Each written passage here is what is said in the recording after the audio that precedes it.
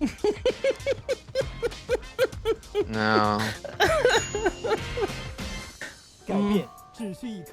Dear God.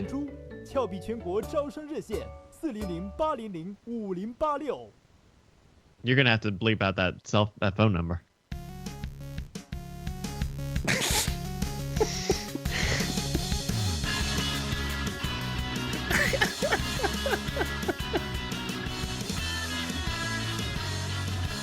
What the fuck video was more racist than that? Hey everybody, welcome to dkgWELP. That opening video was fun. If you aren't watching the video version, you've missed out a little bit. Oh. Kaz, you want to explain to the audio listeners what you just saw on TV?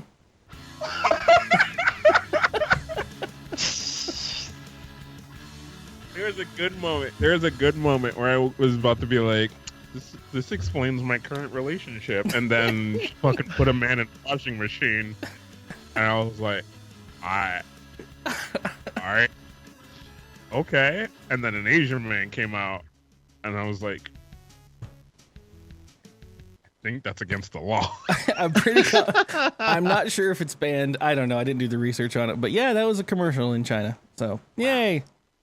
Go catch it, racist. Oh, makes me giggle every time. Anywho, what are we doing here? We are here as we always are. Speaking of China. Okay. Damn. Way to do what you do. All right, you know what? This is what I'm going to do first. This is dkgWELP, the Drunk Kids Gaming Podcast. I am myself, King Kaz. I'm joined, as I always am, by my good friend Curly. This week, we have two of our good friends because it is a very special week. Not because of it is special, which I don't know. You know what? Whoa. Bryce, very special. Bryce and Sam. 2 weeks in a row. Hi. Of you being mush mouth at the start of this episode. Someday. It'll come out of beta someday. He's overflowing with hype for E3. He's excited. We brought back our two favorite fucking people to do games journalism talk with, whatever you want to call games journalism these days. It is the E3 hype weekend. Last year we had Sam and Bryce on to talk about our post. Wow. E3. It was a whole year ago. I mean, it was actually. I don't remember. episode 11 of dkgWELP, awesome. A whole fucking year ago. Cool. Same that people. Was only episode 11? Yeah, and this is episode 40 now. Oh. I do want to go back and listen to that one because that was a great E3. You can fast forward an hour in when you showed up.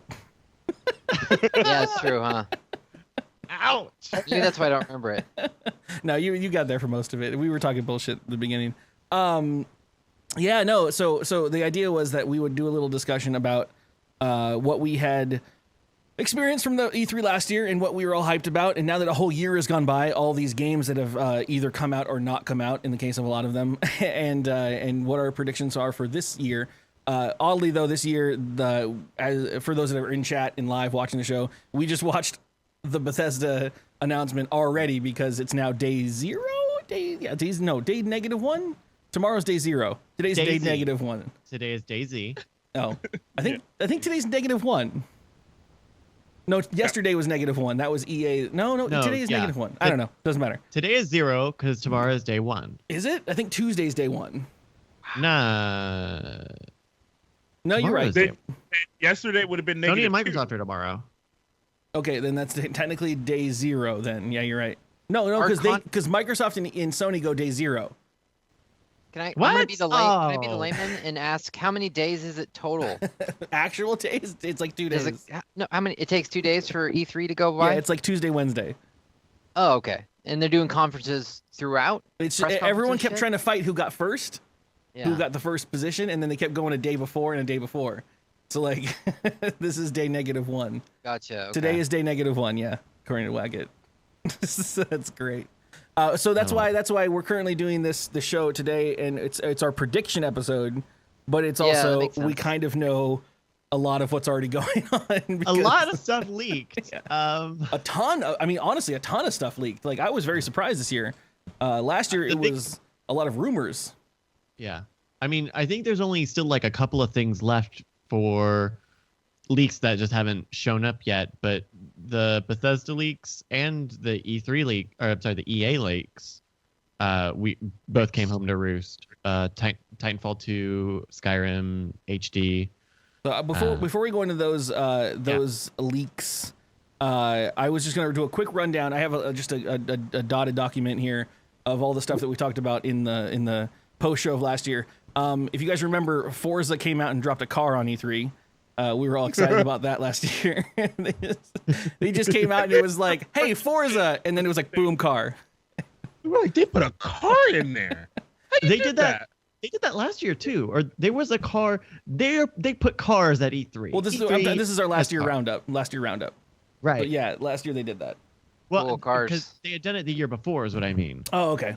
Like it's a habit. So We're gonna see a car. We're gonna see a Forza car drop on E3. Oh yeah. Okay. Especially because there's their new Forza games coming out. Last year, Nintendo did their Mario Maker release as well as the Nintendo World Championship thing that they did, which happened a lot earlier than anything, I guess. Don't know if they're doing that again this year. I actually have no idea. All I know is that they're not doing the the NX announcement. How's everyone's feeling on Mario Maker a year later? Love it. Still loving it? I bought a Wii U for Mario Maker. I almost didn't until Sam's roommate let me borrow his. You burnt yourself out pretty quickly on that, huh? Well, because I also watched a bunch of it, so it was more of like a combination of a lot of Twitch watching, a lot of like hardcore expert level Twitch watching, and then my own playing it. And I was like, all right, I got my feel for it. If Star Fox was a little better, I would have bought one, but Star Fox burnt the world. I'm an average Mario player, and so I think its longevity didn't last as long for me. The hype and the excitement over making my own Mario levels and playing them. I mean, so you guys had an experience where you have this household of people that are all roughly the same age. You make games and play games together still, and so I was really envious of looking through your guys' file where it had like, Paul's hard level or whatever, like no one could beat this, and I just went and played through it. I'm like, okay. That was fun. I think that's cool. It's a different world that I exist in than versus the average user and stuff. And I think Mario Maker hit pretty home with everyone with stuff. The Wii U has been kind of disappointing overall. Yeah, it has been. And it helps a lot that Mario Maker kept getting substantial updates over the year, just between checkpoints. They just added pink coins and keys, P-doors, all of these constant adding of costumes, like Baby Metal. There's a Baby Metal costume now. Right. I didn't know that. Yeah.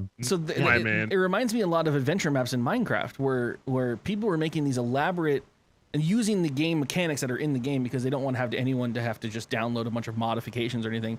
So they're using the vanilla system to build these elaborate doors that are opening and intricate systems and stuff with the very limited blocks and stuff that they have. And then the game, Minecraft itself, kept updating and adding like, okay, well now you have a block that does this thing. So now what can you create? And they kept adding and adding. And I saw that as that progressed, is that in Mario Maker you get a lot of these like the P coin.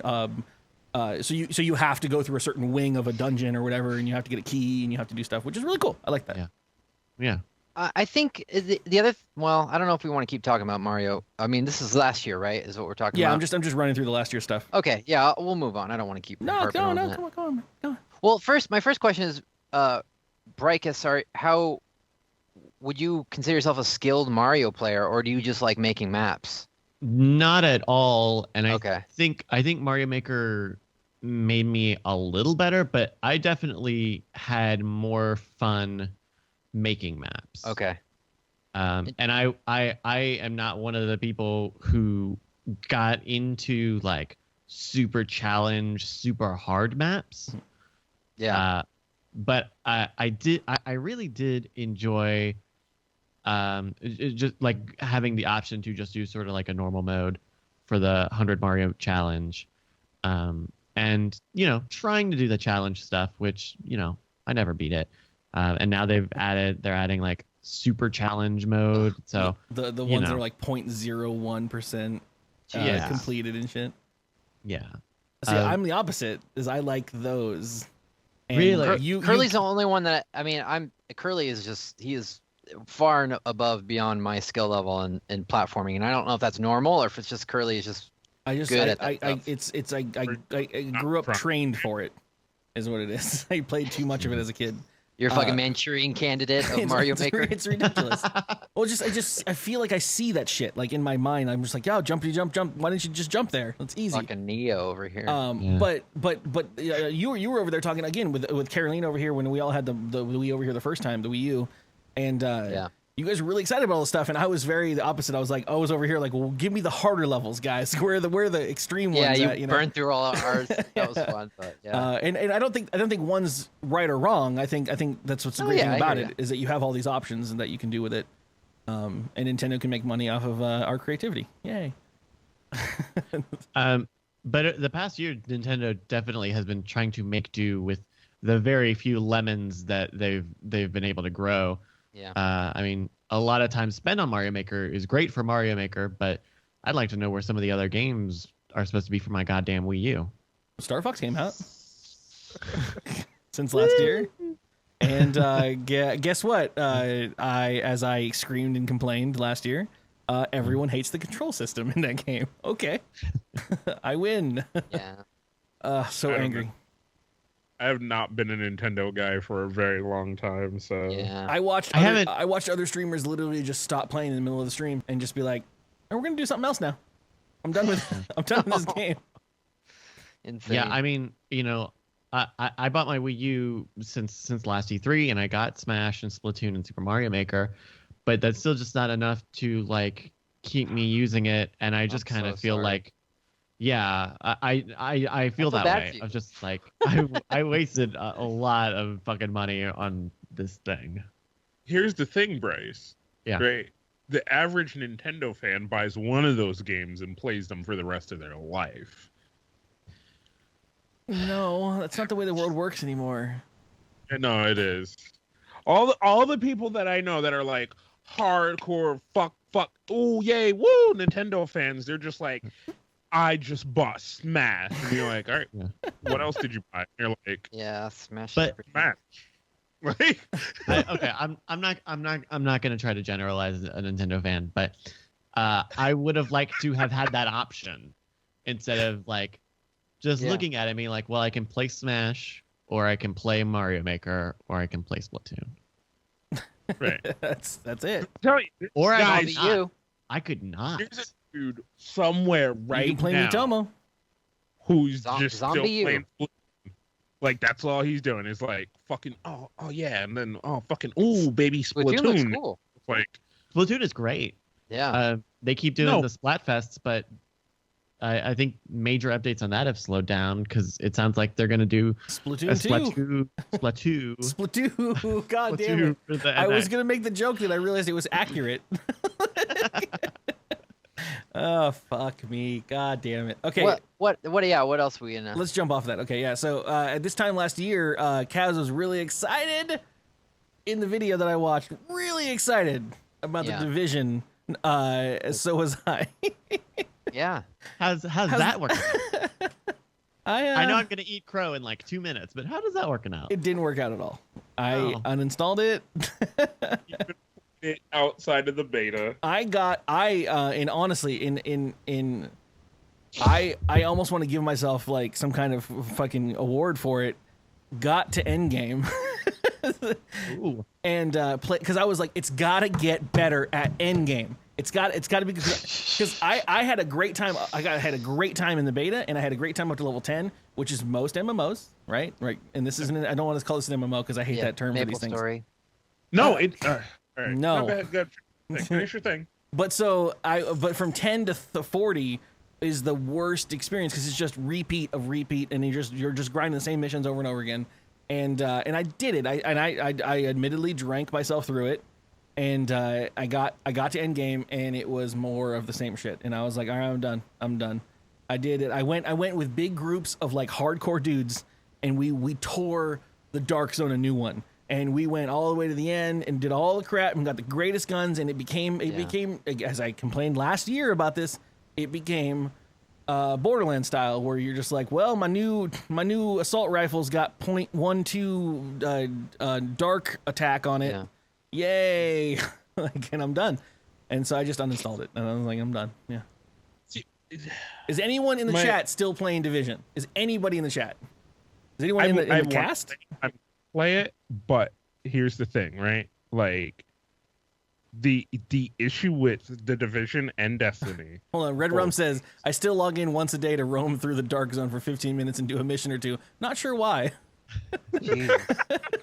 That was me at the end of my WoW experience, where I would just log in and just be like, I guess I got to do the daily. And then I'm just like, nah, I'm done. But see, here's the thing, right? Here's the thing with something like WoW as compared to these two MMOs, right? Like Destiny and the Division, is they can't spin out enough content yet, right? Like there's just no way a year later, Cass. Not a year later. It came out. The Division came out. On that note, Destiny has more content than Division. Now, yeah, Destiny's been out longer, hasn't it? Yeah, it's been out here, and now maybe I was trying to say like percent wise over time, like. Plus, it has a sci-fi fantasy setting, all the galaxy to explore, and Division has what is it? Detroit, Chicago? I forget what fucking generic American, I think it's Boston or New York. Boston, whatever. What can you do there? And especially if you can't do zombies, because apparently there's no zombies. You can take pictures of the areas. I will say that overall, I like the overall strokes that the gaming industry is taking. Borderlands, I got a kick out of, mostly because it was cooperative. These two games, they're making it a tactile first-person shooter and making it an MMO. So I think that it's like, I'll probably say this a lot, but the pendulum is swinging, and hopefully they come back and they start to refine these bigger strokes that they're taking into something that's more fun, engaging. Okay, to now throw in addition to it, just as this, I have also this note here that Kaz was also super excited about the Destiny expansion that was coming out last year, and now we have rumors of a new Destiny expansion as well, or not rumors, there already released information about a Destiny expansion, the Iron King stuff that's coming out. I'm not gonna lie, I'm gonna jump back into Destiny because I have a fully fucking vetted character in there that is ready to go on missions. It is good to see that Destiny still has legs. I know a number of people who personally still play Destiny, and knowing how much money and time and effort were put into just making that thing something that can have legs. It's kind of cool to see them actually make it work, because when a Division comes out, I sort of feel like, well, these other games do this really well, and you're gonna whiff it really hard, and that was something I kind of almost expected to happen to the Division, or I'm sorry, to Destiny, but. I agree with you that Division honestly whiffed it pretty hard in regards to what they could do. Too many expectations, going into it. But this time last year, when we were talking about this exact same thing in regards to Destiny and Division, I had not played any of Destiny, and I was kind of saying the same things that I was saying about Division for Destiny. And now that I have had the opportunity, thanks to Time Jumper, to have been playing Destiny, I don't think Destiny is a fantastic game in any sense in regards to like. It's not changing any world and everything, but it is exactly what Kaz says is why the market loves it, is that I use it as my game when I know that I only have like a half hour to play something, and I can just pop in and just enjoy it. And then I think you're wrong. It's definitely changing. It's a fucking tactile first-person MMO. Whether it's kind of gets boring or gets tedious, I can't think of anything else like it, and I think that's why it's successful, because it's like I enjoy it for that. Instances and playing with your buddies, shooting, killing mobs, headshots, all that stuff. But in a compartmentalized unit where you don't have to jump out and then feel like you have a whole world to take care of and manage. I love Destiny for that, because I can do that. I can be like, hey, and we haven't really gotten to do it yet with Chimera or Time Jumper, but with other people that I know, I've been able to like, hey, I'll pop into Destiny. I had the Xbox as because I have to switch network cables and HDMI cables for my two systems. So going to a PS4 game or going to an Xbox game is actually like a small requirement for me to get up and move the cables. So there's been a lot of times where I'm like, shit, I don't want to play that PS4 game because I know that later I'm going to play Destiny for like a half hour. And so fuck it. And so for a long time, my Xbox was the only thing that was hooked up because I was running like random and not a big time commitment whatsoever, which is, again, not something I thought I wanted, but it turned out really nice to be like, all right, well, I finished a cast. I know I need to go to bed because I have work in the morning. I only want to spend at most an hour playing video games. I don't want to get caught into something. I'm just going to jump into Destiny, do my shit, get my shit out, and then be done. And I liked it for that. I loved it a lot. I haven't played it in a while. Was just the timing just ended up working out really well of being the first thing on these new systems, Yes. and being able to take advantage of that, where you have something like the Division that ostensibly could have been vying for that same slice of pie. Right, because they had the fail time, right? You had the time where you could be like, huh? And everybody was like, and then you're like, all right, wait. Here's a little more. Here's some more. Hold on. Like, maybe, Okay. yeah. And then you get people invested, and they're like, "Well, I'm a Destiny guy now." Yeah. I've seen guys with stickers on the back of their car. Fucking Overwatch, fucking Destiny stickers. Mike, D-bags. You mean using cars? Kaz's car? You seen Kaz's car turn around? Oh no. What do you got on your bumper? No, 'cause I don't have one. You don't have a Oh. car. Oh. Sorry. This time last year we were God bless you is what I meant to say. I brought up, so I want to bring this way. I brought up Mirror's Edge Catalyst last year for the pre-information it was post, and none of you were impressed with the idea of Catalyst coming out. Like everyone was like, yeah, I don't know, Mirror's Edge was a game. Wait, really? Yeah. It was because I thought everyone else at that point was excited with it because I hadn't played Mirror's Edge 1 yet. Yeah. And everyone else was like, I don't really know what they're showing yet and stuff. So now that it's come out and no one gave a shit that it came out. It's true. Well, it didn't help that they had Mirror's Edge, and then Assassin's Creed came out, and everyone loved Assassin's Creed. It was like, oh man, it's kind of like Mirror's Edge, just like parkour and shit. And then so they made Mirror's Edge Assassin's Creed in the worst way of just being just races and social junk, and now it's open world.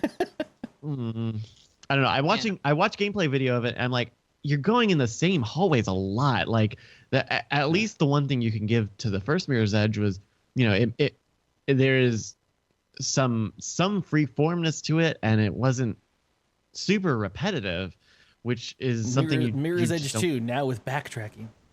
Oh god. And fucking crackdown orbs. I don't know. I really, really enjoyed Dying Light, and I thought the parkour in that game was on point for me personally, and it was 4-player cooperative, and it had awesome graphics and a stupid story and stuff, but I had a great time playing that, and that was my parkour game of 2015. I don't know. I want to get back into it because I heard there was DLC for it that was really good. The following is great. I saw 8 ads for it while I was playing it. Hey, here's the thing that Dying Light does. It'll play an ad when you try to exit the game. That's fun. Fuck those. You don't want to try to get to that Skype call that's blinking right now. You want to watch an ad where your game exits. Yeah. I last year I was saying the same thing. I'm going to say this year is the reason I didn't play Dying Light was that my computer was dying when I was trying to play it, and I couldn't get like. It had the Dying Light was on. Yeah, it was like you're over encoding, and I'm like but whatever. I have a new video card since then, and I have a new processor since then, so whatever. We'll try it again. Dying Light is a bag full of fun. We talked. I want to get in there with you guys. Oh wait, but my favorite thing about Mirror's Edge is just watching Curly play and just not following the context clues of where. So last year's video, again, I just watched last year's E3 video, and you guys had a really good fucking fun time of explaining the intricacies of my video game playing. And a lot of it is me not following any clue whatsoever about any game whatsoever. What's funny is that Mario Maker is basically 2D Mirror's Edge, and it just adds that third dimension, and it's just like all the rules are out the window. Hey guys. Blowing my mind. That makes more sense than anything anyone has said on the podcast yet. Mirror's Edge is Mario The 2D, or yeah. You're like the opposite of Q, I guess, from Star Trek Next Generation. Just give me one less dimension to deal with, and I'm fucking an idiot savant. I am the king of the two-dimensional realm. One-dimensional beings shrivel before me. So is that Sorry. reverse autism? Oh God, you didn't have to do that. We talked about Fallout 4. Last year, Bryce was worried about bugs. Oh yeah, we already talked about that. Oh no, we didn't. We talked about the base building. We talked about bugs. You talked about reintroducing people to the concept of what Fallout 4 or Fallout was. That's what we talked about last year. So now it's out, and I think I asked you guys during the Bethesda conference. How do you feel now about Fallout 4? Kaz said straight up and down, "I'm going to be playing that every day of my life as soon as it's released." Yeah. And apparently he does. As soon as I got it, I was like, all right, story mode, and I fucking hardcore, and I was like, oh fuck yeah, man. And then as soon as it happened, they were like, put a house right there, and I was like, all right, I'm gonna put that one house there. And I was, yeah, but I don't like that layout. I'm gonna get rid of all of this. I'm gonna move this. We're gonna put the flowers over here. Like fucking Piper, fucking move that. I can't deal with that over there. I'm gonna need you here. Look, I'm gonna send you the news bitch. Oh my god. All right. Oh. No. All right, Kaz is enjoying the game. Yeah. I'm telling you, I was so into her for 2 seconds till I met the bitch with the accent. Damn. Killed my whole life. I know three other people who have had the exact same experience that I had, is that they have no reason, no. If you ask them, hey, how was Fallout 4? Yeah. They're one coworker and another friend of mine. Okay. And I've had the same experience, like asking them about it.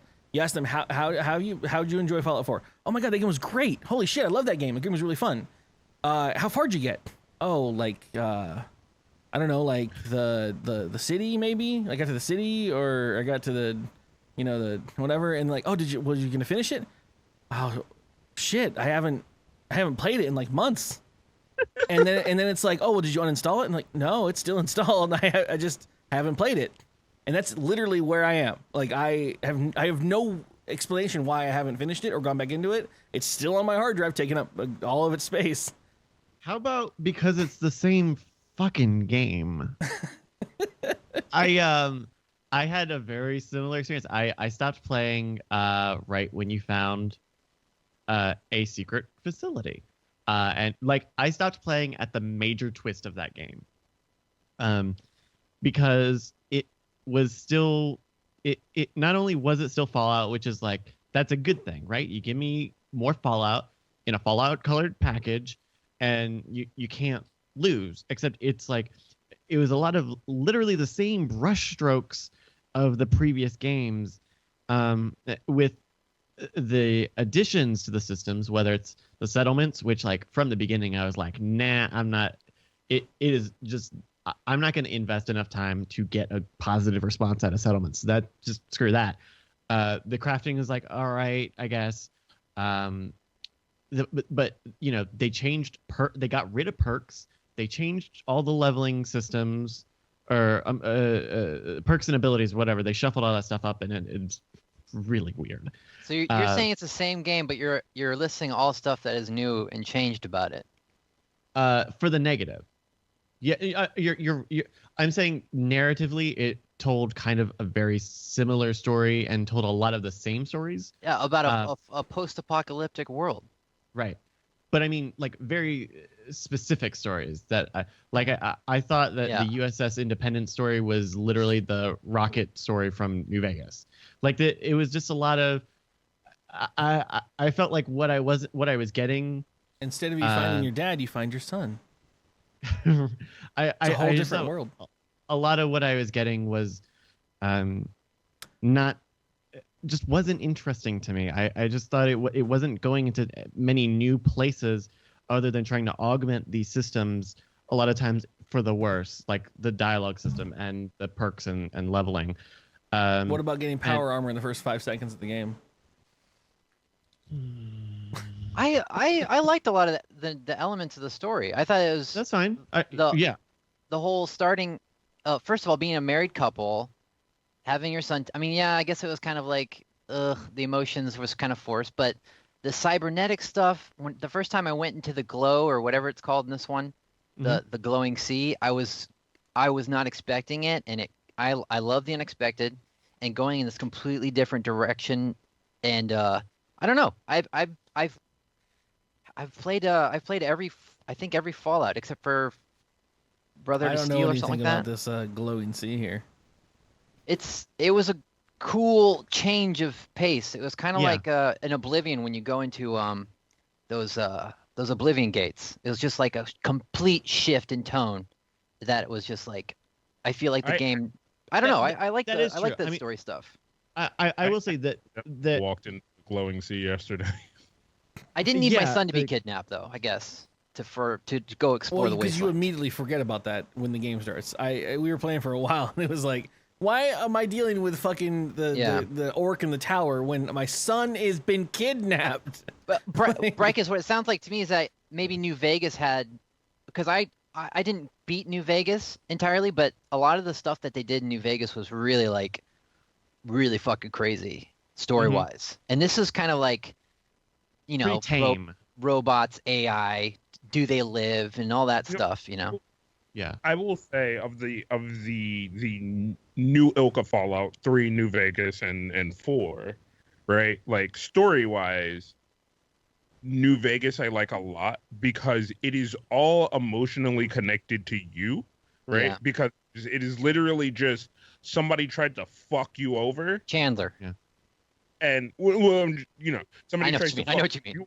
very, very specifically. Yeah. And it's not something connected to this deeper rooted thing. It's just like somebody tried to fuck you over, and as you go, it becomes a deeper thing, but it's not interconnected to this thing that specifically happened to you, right? Like your thing was a random act, and you go from there. Unlike 3, which is, I think New Vegas, my they dad- were free to kind of explore different stuff. Yeah. How I many think of you you guys know what, played the This first? exact conversation happened last year. Okay, yeah. See, I mean, I played the first Fallout, and that was the most mind melting thing. The very first Fallout It game was isometric, right? blew my mind. Right? Yeah, isometric, but Yes. it was just, I mean, probably the same thing that when people feel about Final Fantasy VII when you come out of Midgard or whatever it's called, and you're like, oh, there's a whole fucking world here.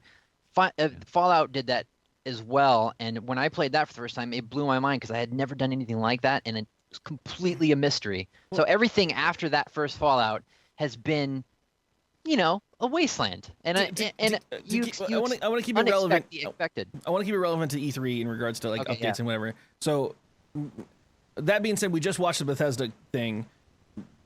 There was rumors of DLC for Fallout 4. They didn't say anything about Fallout 4 stuff.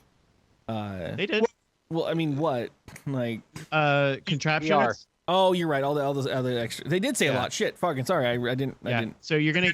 DLC just came out too. They did before just have a Right. DLC. Yeah. But now you're getting all the other stuff for the expanded stuff. You can now do the building of vaults and stuff You can with. play Mousetrap. Yeah. Yeah. Contraptions, vault building, and then Nuka-Cola World. Yes. Okay, sorry. That's what I meant to write that in there, and I forgot to write it. I just left what I said before. Which is, I thought they would say nothing. VR. And VR coming for That's HTC gonna be- Vive. Yes, That's apparently nuts. Bethesda is developing their games to be VR compatible.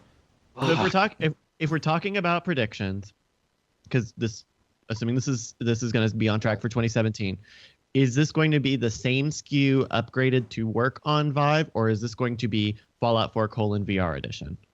God, I hope it's not. I strongly doubt that matter. they would rewrite a game to just be VR only. They would have to. This game. If you look at a lot of the developer kits that people have done for indie games that are on VR and stuff, it's not.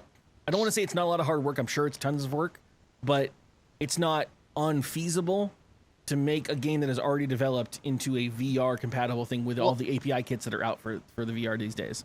I think it's doable. I think they would do it if it honestly, because you have Sony and you have Vive and you have Oculus people tossing bags of money at you saying, please make your game VR compatible so that it'll work on our systems and people will buy our stuff. Fallout 4 isn't really like graphically like mind-blowing, I would say. And I don't know if that's on purpose to save time for development, but I feel like it's not a stretch to put that game visually and double up the processing power it takes to make it VR. I am a VR simpleton, and it's weird to me to understand. Like, I can tell you, I don't give a shit if the VR is good or a great addition to the game or is some kind of a mastermind of VR aesthetics. I would spend 3 hours of opening up the VR in Fallout and just looking at the dog and just walking around him. It's what I did when I opened up Ark with VR. Like, it's such a different experience when you're really genuinely looking at it straight on in a VR world. Well, it's going to be interesting to see, because I think first-person shooter experiences on VR are just a smattering of what is available now. Yeah. And this is basically the biggest VR game to have been announced ever. Like, just in terms of You're right. length, in terms of fidelity. Well, because people have done mods to make the Rift work with Skyrim, for instance. But it's little beyond an idea of just making it a very close 3D monitor, and that's it. It's not anything more than that. And I always try to tell people this, because the idea of when people say like, oh, it works with the Rift, it must be VR, and it's like there's a difference between VR and just a very close 3D screen. Like there's head tracking, there's room movement, there is actual immersive moving your head around with the head tracking stuff that Dude. What have I been saying every first-person game needs? Leaning. Yes. Oh, Hey, God. yeah. Leaning feels so good in VR. So, God. do we think it's going to work? Because I was just playing. My boss Brian just got an HTC Vive, and he shows it off to everyone. And we were trying to play Keep Talking and Nobody Explodes the other day, and found out that on the Vive it doesn't support the Vive controllers. You have to use a gamepad. Yeah. Do we think that Fallout, which is a very button-intensive game, is going to work with the Vive touch controllers, or will it also need a gamepad? It'll need a gamepad. Really? Yeah. It would be great, but that would be way too much programming. Bethesda is extremely bad at interfaces in general. that is true. Yeah. But then I feel like that's going to super duper make the first person shooter element of it. Either it's going to be an all VATS game, or it'll be how people play it on console. I disagree. Or it's going to be look to aim, which is going to be like also kind of weird. It'll be interesting to see how this turns out. Well, they're saying Vive, right? But they're not saying is it only on the Vive, or is it? The only thing they announced was the Vive. Vive now, but he did keep saying on the console in which you prefer. Okay, because we're still on the cusp of not knowing exactly if VR is going to be a platform war or not, and Oculus is pushing. Every Reddit thread I've ever read is like, do not buy any game that says Oculus only, because that's not the world that we want to support.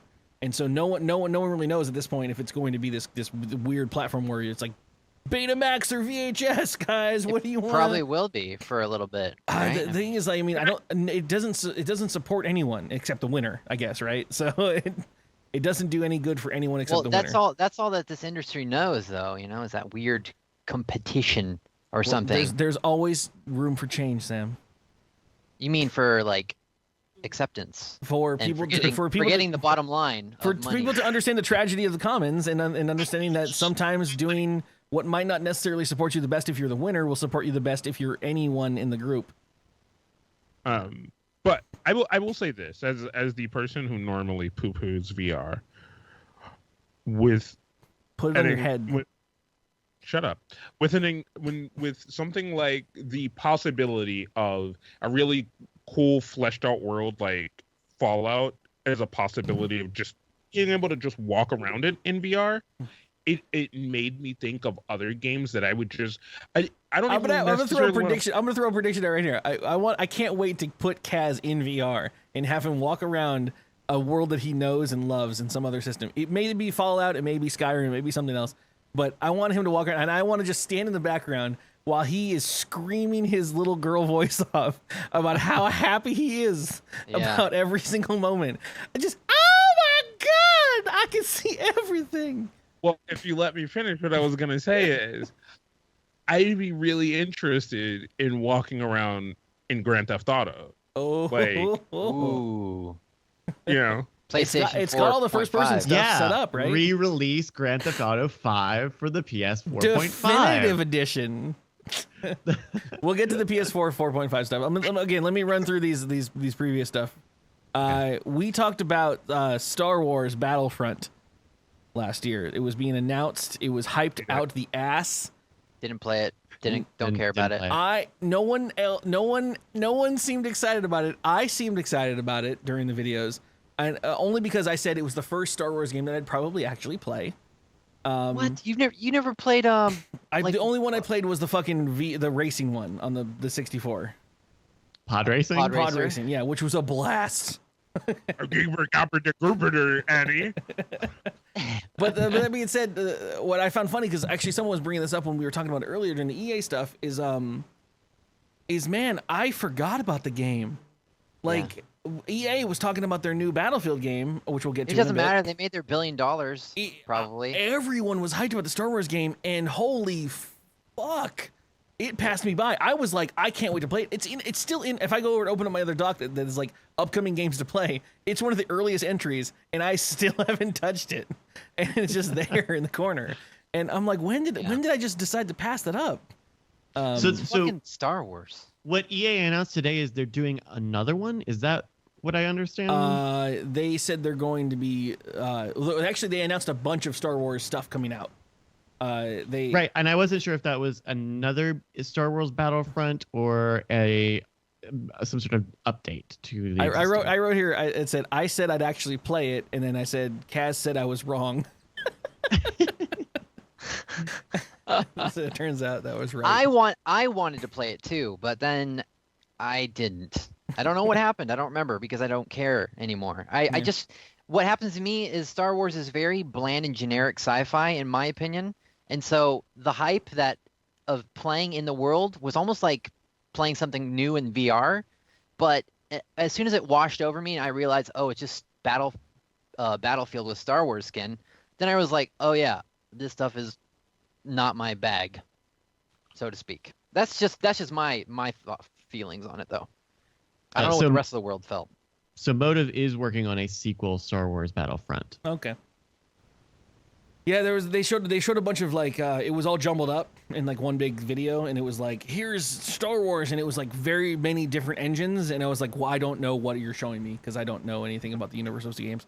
Yeah. We talked about Uncharted 4, another game that there was a lot of these actually in the last video that I watched of Sam being adamantly angry at generic white dudes in video games.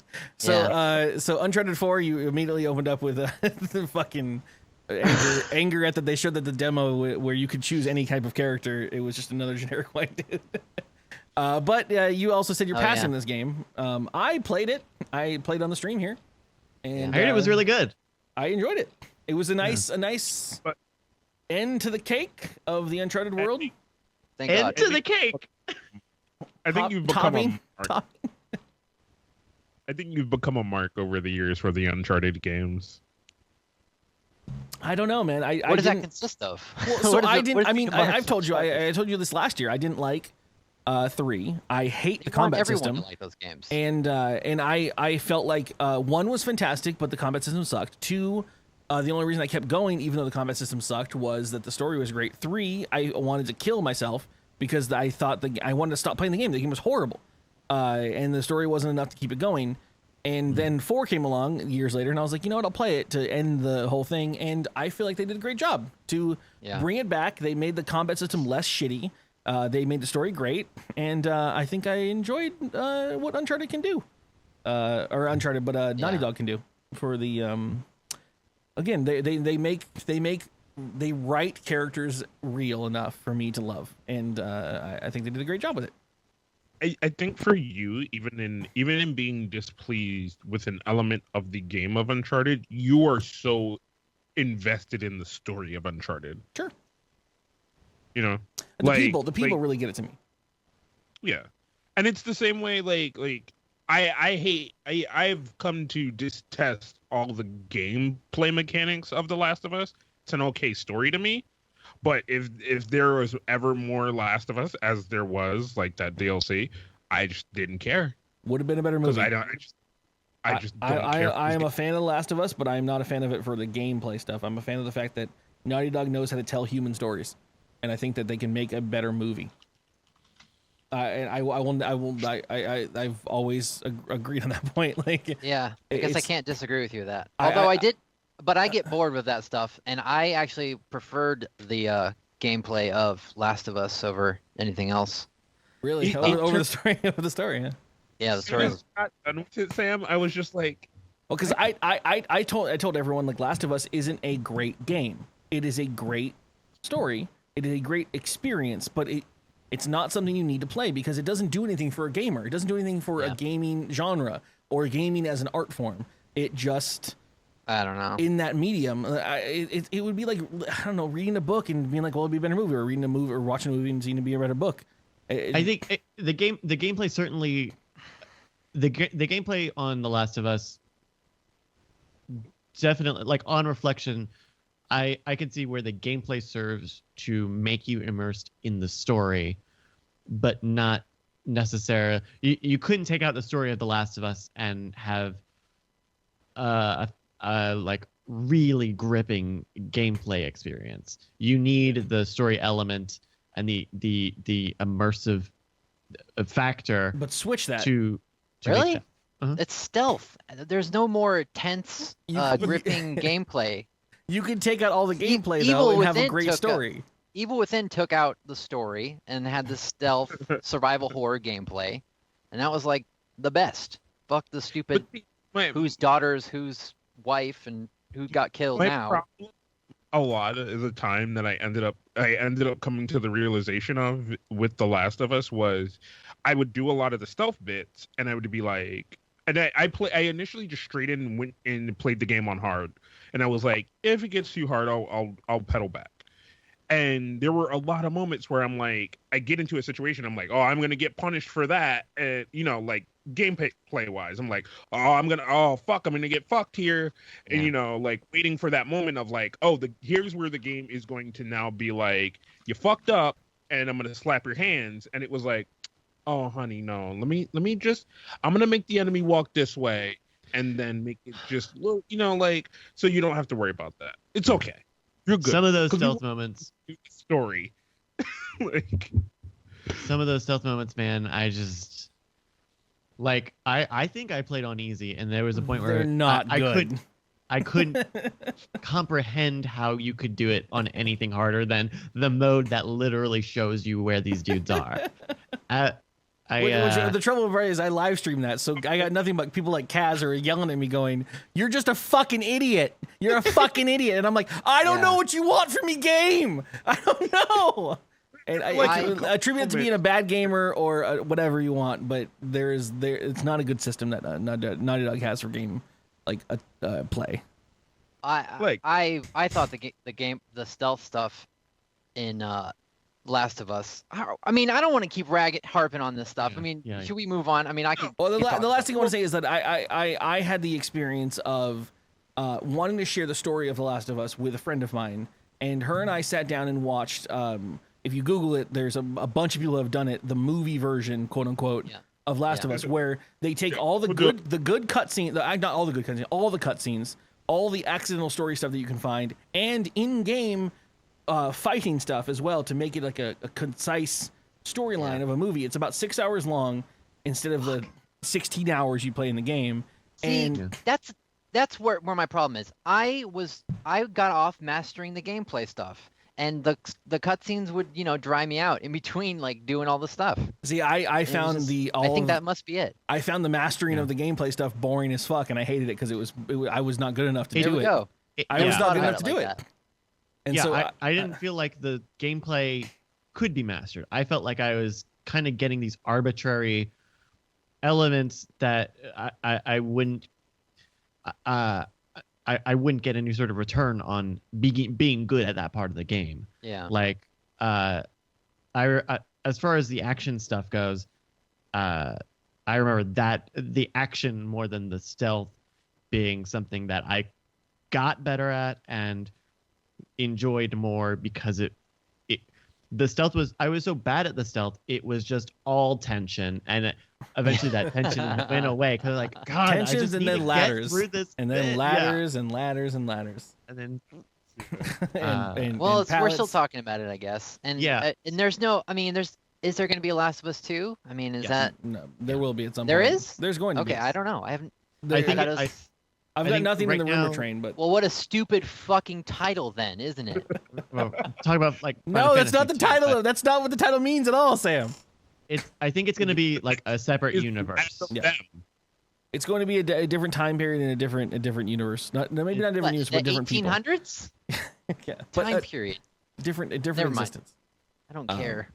We talked about oh, the last thing. I'll skip on to this because this is all that matters. We're gonna talk about it later. The No Man's Sky stuff. Are we still excited about No Man's Sky? Is that game still coming out? They still making that game? So to contrast this, last year, Bryce, you were fucking hard on happy about this game coming out. I mean, I'm hard on happy about Sean Murray, let alone this game. I'm still looking. I'm ready for it. But if you keep pushing it back, are I'm you still feel like I excited can't- if you get to see if they announce that, oh my God, in this next conference they're going to show No Man's Sky footage? Are you still excited? I've or have you shown seen the footage. exactly? Shut up and give me the game. Yeah, you can't. That's I'm what I thought. saturated at this point. Yeah. I don't know. The marketing that's going to happen for E3 for No Man's Sky is not for people who are already sold on it. I feel like it's going to be a pretty casual game that it's going to be great to just come home and relax and fucking cruise around and explore. And that's what I'm excited for. I'm not excited for like a revolutionary thing. Just like a nice, peaceful, maybe some combat thrown in there, but I'm going to love exploring, taking catalogs of animals. Awesome. Instead of skinning them and making a better bow and arrow. So you guys gave me appreciate shit last episode. Oh yeah? Yeah, it was all because I was very much like, none of this shit matters unless Probably you're had doing it it. coming. So I don't know where this has fallen, but what what episode I was watching, we were discussing whether you're going to do this with friends or not or whatever, and Bryce was actually looking up like live, like it's going to be a multiplayer or single player experience, and it's going to be so obviously big that you're probably going to have a single player experience, but you can also meet up with your friends and everything. And I'm still not sold on any of the gameplay aspects of the game. Like, and I wrote here that I was the only hater on the past show because everyone else was jumping all over me at this point. I think because we talked about this a little bit with the Division, or with ESO, being massively single player. Yeah. And I think by design, No Man's Sky is going to be that, and it's going to work better. That's the experience you can expect, which is why I feel like if I played No Man's Sky and got a very solo experience, that I will have a better reaction than if I went and played Elder Scrolls and was Agreed, like, this is not what this game should be. And so between crafting stuff, they showed off things like languages, ship stuff. Anthony Carboni did a gameplay video with the No Man's Sky guy, and I'm ready for it. I know what this game is. Please put it on a disc and give it to me. Well, polish it. Take your time. Polish it. Whatever you feel like. You guys talked about this, like the idea of that you're going to go to a planet and maybe you're going to start mining it for something or killing animals for resources or whatever, and there's going to be galactic police animals AI that's going to come attack you or whatever. Like that shit we've done in games before, and we've seen how bad it can be if it's not there. If the AI is not there. I want interplanetary, like the idea, like so Bryce actually brought up a thing where you said you saw a video where someone found fuel on a planet and then ferried the fuel off to another planet and sold it, and they started trading stuff. So that's all AI stuff that they're doing. That is not easy to do in a procedurally generated universe, at least in a way that seems natural. And if they can get that shit done, I'm in. I'll do it. I'll fucking do it with my friends and everything. Well, I look at I feel like I've been burnt too much this year for stuff. Like I look at Rogue Galaxy, which came out since last E3, which is a almost entirely single player. It's just trading. It's basically 2D trading pirate game, but in space. And that experience is kind of actually mind numbing just a little bit, in how typical it can be if you choose not to be like a mission type player. But seeing those systems work in that game gives me hope that it is pretty easily doable in No Man's Sky, especially if you don't really need an economy. I feel like they won't really need an economy. They will just need endless rabbit holes that can give you money for things. Yeah. I'm excited for it. And if it's in VR, I mean, that would be really rad. Well, and that's what I think that's what I think that last update, the last delay is for, is to push them into getting PlayStation VR ready. It's crazy. I just realized I'm at a point where I'm already skeptical of adding VR doesn't make a game good. I'm already at the point where I'm like, okay, they could add VR to this game, but I've already played games that have better VR doing this thing. Like Elite Dangerous does this stuff. And I was like, well, I think they could add VR, but that won't help me at all with this game. Like, I can be in VR and sell fucking moon scraps to fucking every starbase in the world. Yeah. And Elite Dangerous. Can I jump the dock and just like you can do whatever you want. Eat? I know I've got a lot of crow to eat. But I stick by what I said last year, but I know I have a lot of crow to eat with how it came out. But Kaz, I'm very sorry. The Hitman game seems very, very good. Yes. I was I was super excited because I love the Hitman series. No. I am a mark for the Hitman stuff. Oh no. Very disappointed by the rollout of it. Oh. It was so lackluster that I was like,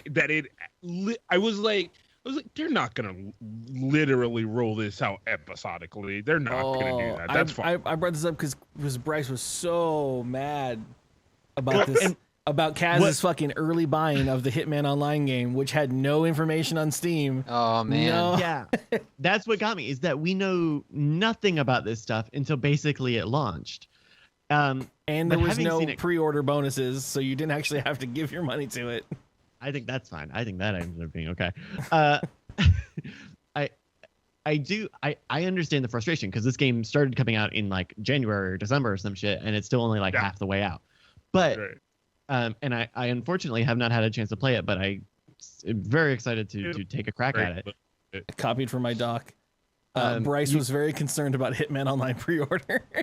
Yeah. I'm still a little concerned about ordering the whole season just yet. But I think Square, between this and Life is Strange, has proven that they can make episodic work reasonably well. So now last year you said opposite of that. You said that Square didn't have the reputation of making this online stuff work, when someone like who were we talking about? Bethesda or someone else had the experience of doing online games, and it had worked before, and so that's why you can trust them on a pre-order for something like that. But Square did not. Right, and I think now that the game is basically not online, it's mostly single player experiences or competitive leaderboard type of things. Right. That Square as a publisher can get this episodic stuff out in time, like they did with Life is Strange. About to finish that, by the way. We're just about to finish that. How the fuck are you not done with Life is Strange? We had scheduled the final episode for a night, and then that's when my internet went out, and I had to call Cox.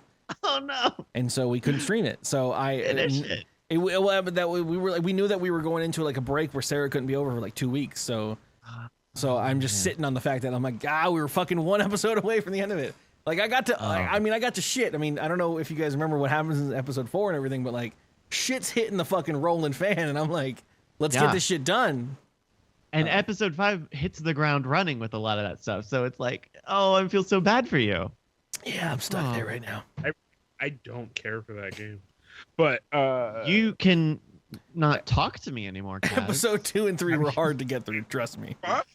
Okay. Two especially had this shitty bottle puzzle.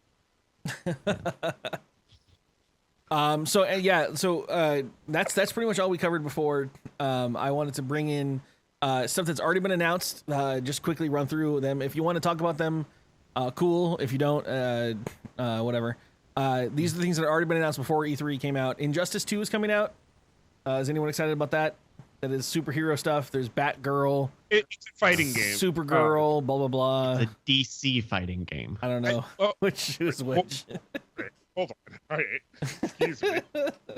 Oh. So throwing out those business titles as if they're shitty.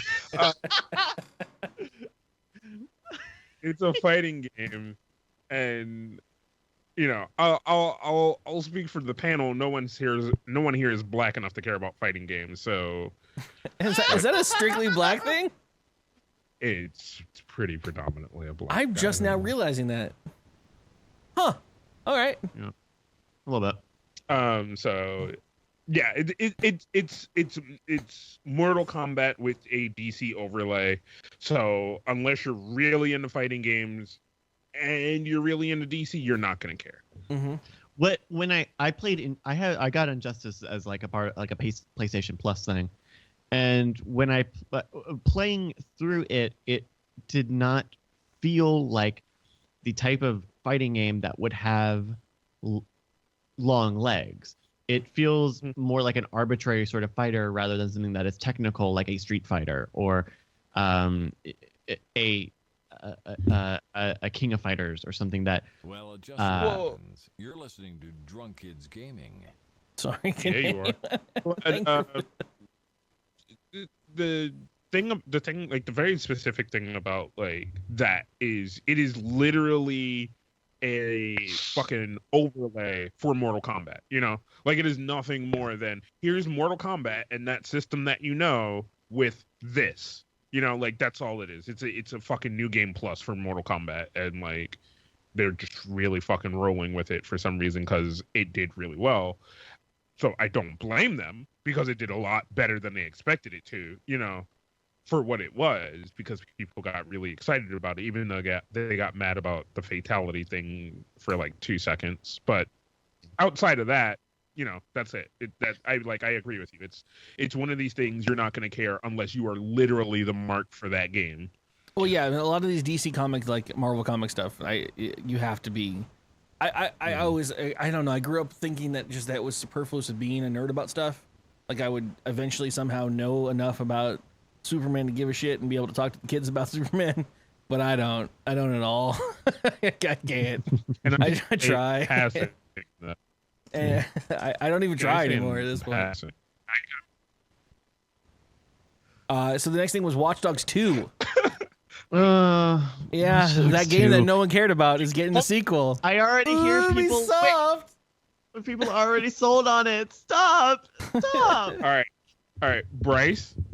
Put your fingers in your ear. Oh boy. No, Kaz. Kaz, are you into this? You don't be this guy. That trailer looked fucking good, man. Okay. That trailer looked really good. Here are my 3 points that I wrote in this document. So, Sam, we're talking about Watch Dogs 2 now. These are information that's been released already that actually hasn't been announced, but these were like pre-stuff that was leaked. So Watch Dogs is getting a sequel, Watch Dogs 2. Mm-hmm. I streamed a day of Watch Dogs, maybe 2 days of Watch Dogs. Hated the game entirely. It was a poor man's boring GTA. I wanted, and I'm not even the guy that complains about the graphic stuff that everyone was mad about. Not getting 1080 frames or fucking 60 blah blah blahs. I was just bored with the main character. I was bored with the fanatical hacking, where it showed me Matrix style letters dropping from the ceiling to show me that I'm looking through a camera and I'm hacking at it. And I'm like, that's not how you'd see it if you were hacking a camera. You would see it like a normal. Yeah, because it's a camera. You wouldn't see ASCII fucking letters. Pipe dreams to hack a camera. You don't have to drop acid 8 times in a minute to fucking be able to hack something. So this new Watchdog, these are the three or the two things that are hyped about it. Apparently, it's in San Francisco. That's the biggest news from it. Is that it's going to Oakland. be including Oakland. Oh, good for them. The main character is from Oakland. And You got- the second big touting aspect is it's a black hero, so it comes from Oakland. Yes. Whatever. So, beyond the graphics and the gameplay, Watch Dogs had the most. Everyone hated the dumb white dude from story. the first game. Okay, so now we have a cool. Yeah. They've gone drastically as far as they can from that dude Here's in the that thing. first. Okay. So Watch Dogs 1 was pretty contradictory, right? You had Aiden Pierce, who was a hacker already, who was trying to get revenge for his niece, and everyone around him told him, it's your fault because you were hacking and you got her killed. And so he Yeah. goes and kills everybody else to get nothing. To get kind of I get didn't revenge. get that far, but sure. Hey, All right. Yeah. So here's the Superfluous. plot for Watch Dogs 2. They've already talked about it. The main character is you've got this world that's got the CTOS, the Eagle Eye sort of thing. City OS that you can hack. And this kid, when he was real young, got falsely tied to some crime in the system. So he became a revolutionary. But also in this new game, you can do exactly that to people and ruin their lives by faking evidence and tying them to crimes. So what the hell? Why? This is not how you. So write you're an games. asshole. You're an absolute asshole. Without the humor right. of Grand Theft Auto, or the irony. Somebody said that. But Bryce, here's my thing, right? Here's my thing. I swear to God. Here's my thing. They are cashing in on two things very specifically. They are cashing in on Hackers, the movie, right? And From the 90s. yes. Go watch that trailer. They're cashing in It on is that. so That's their Hackers, okay. right? They're Okay. cashing in on the whole nostalgia of what everybody thinks that type of hacker should be, right? The very out front, in everyone's face, like, look at me, I'm the person doing this type of thing, hacker, which is like the kind of shit you got from Mr. Robot and all of the shit you got in the movie Hackers. Yeah. So I mean, good on them for making a tone change from being a white guy killing a lot of black people and not having. By the way, did anybody else notice that there were not any black good guys in Watch Dogs? Anybody? Just is that me? To something a little more silly and fun, but I think you could have looked at Watch Dogs the first with all the pre-release marketing and messaging that it would be you would be this dark, cool dude, and in the end you were just some like asshole uncle who killed his own niece. That's definitely the tone. Okay, first of all, let me start off by saying I enjoyed Watch Dogs. A lot of the stuff they did in that game I thought was just different enough to gameplay-wise separate it from Grand Theft Auto. I had a good time switching streetlights. I had a good time with the blended, like the Dark Souls-like multiplayer where people can invade your game and start hacking you. You had to hunt them down. And there are some, but I agree. The story is like they should have embraced the fact that you're becoming a terrorist, and that's what Grand Theft Auto does. And I don't know. They have But to with a little bit of humor in Grand Theft Auto. with humor, of course. That's what I'm saying. In Like there's in no Watch other way. Dogs, you're very much Parody, just satire. becoming like a domestic terrorist. Yeah, well, and The Grand Theft story is Auto stupid. Grand Theft Auto embraces that. You look at GTA 5, and that's all about people indulging themselves in being a criminal mastermind. The game makes And- fun of itself and stuff, and that's just fun. I mean, Where Watch Dogs spends the entire game trying to Yeah. justify being this prick, where you blow up Chicago, kind of literally near the end, and then like for what? For revenge for something you caused? Come on, dude. yeah. But see, that's it. Maybe. And so I don't expect the tone that they're selling now to be in this game. Yeah, I think you're right because they would have That's a long way Whatever- off, right?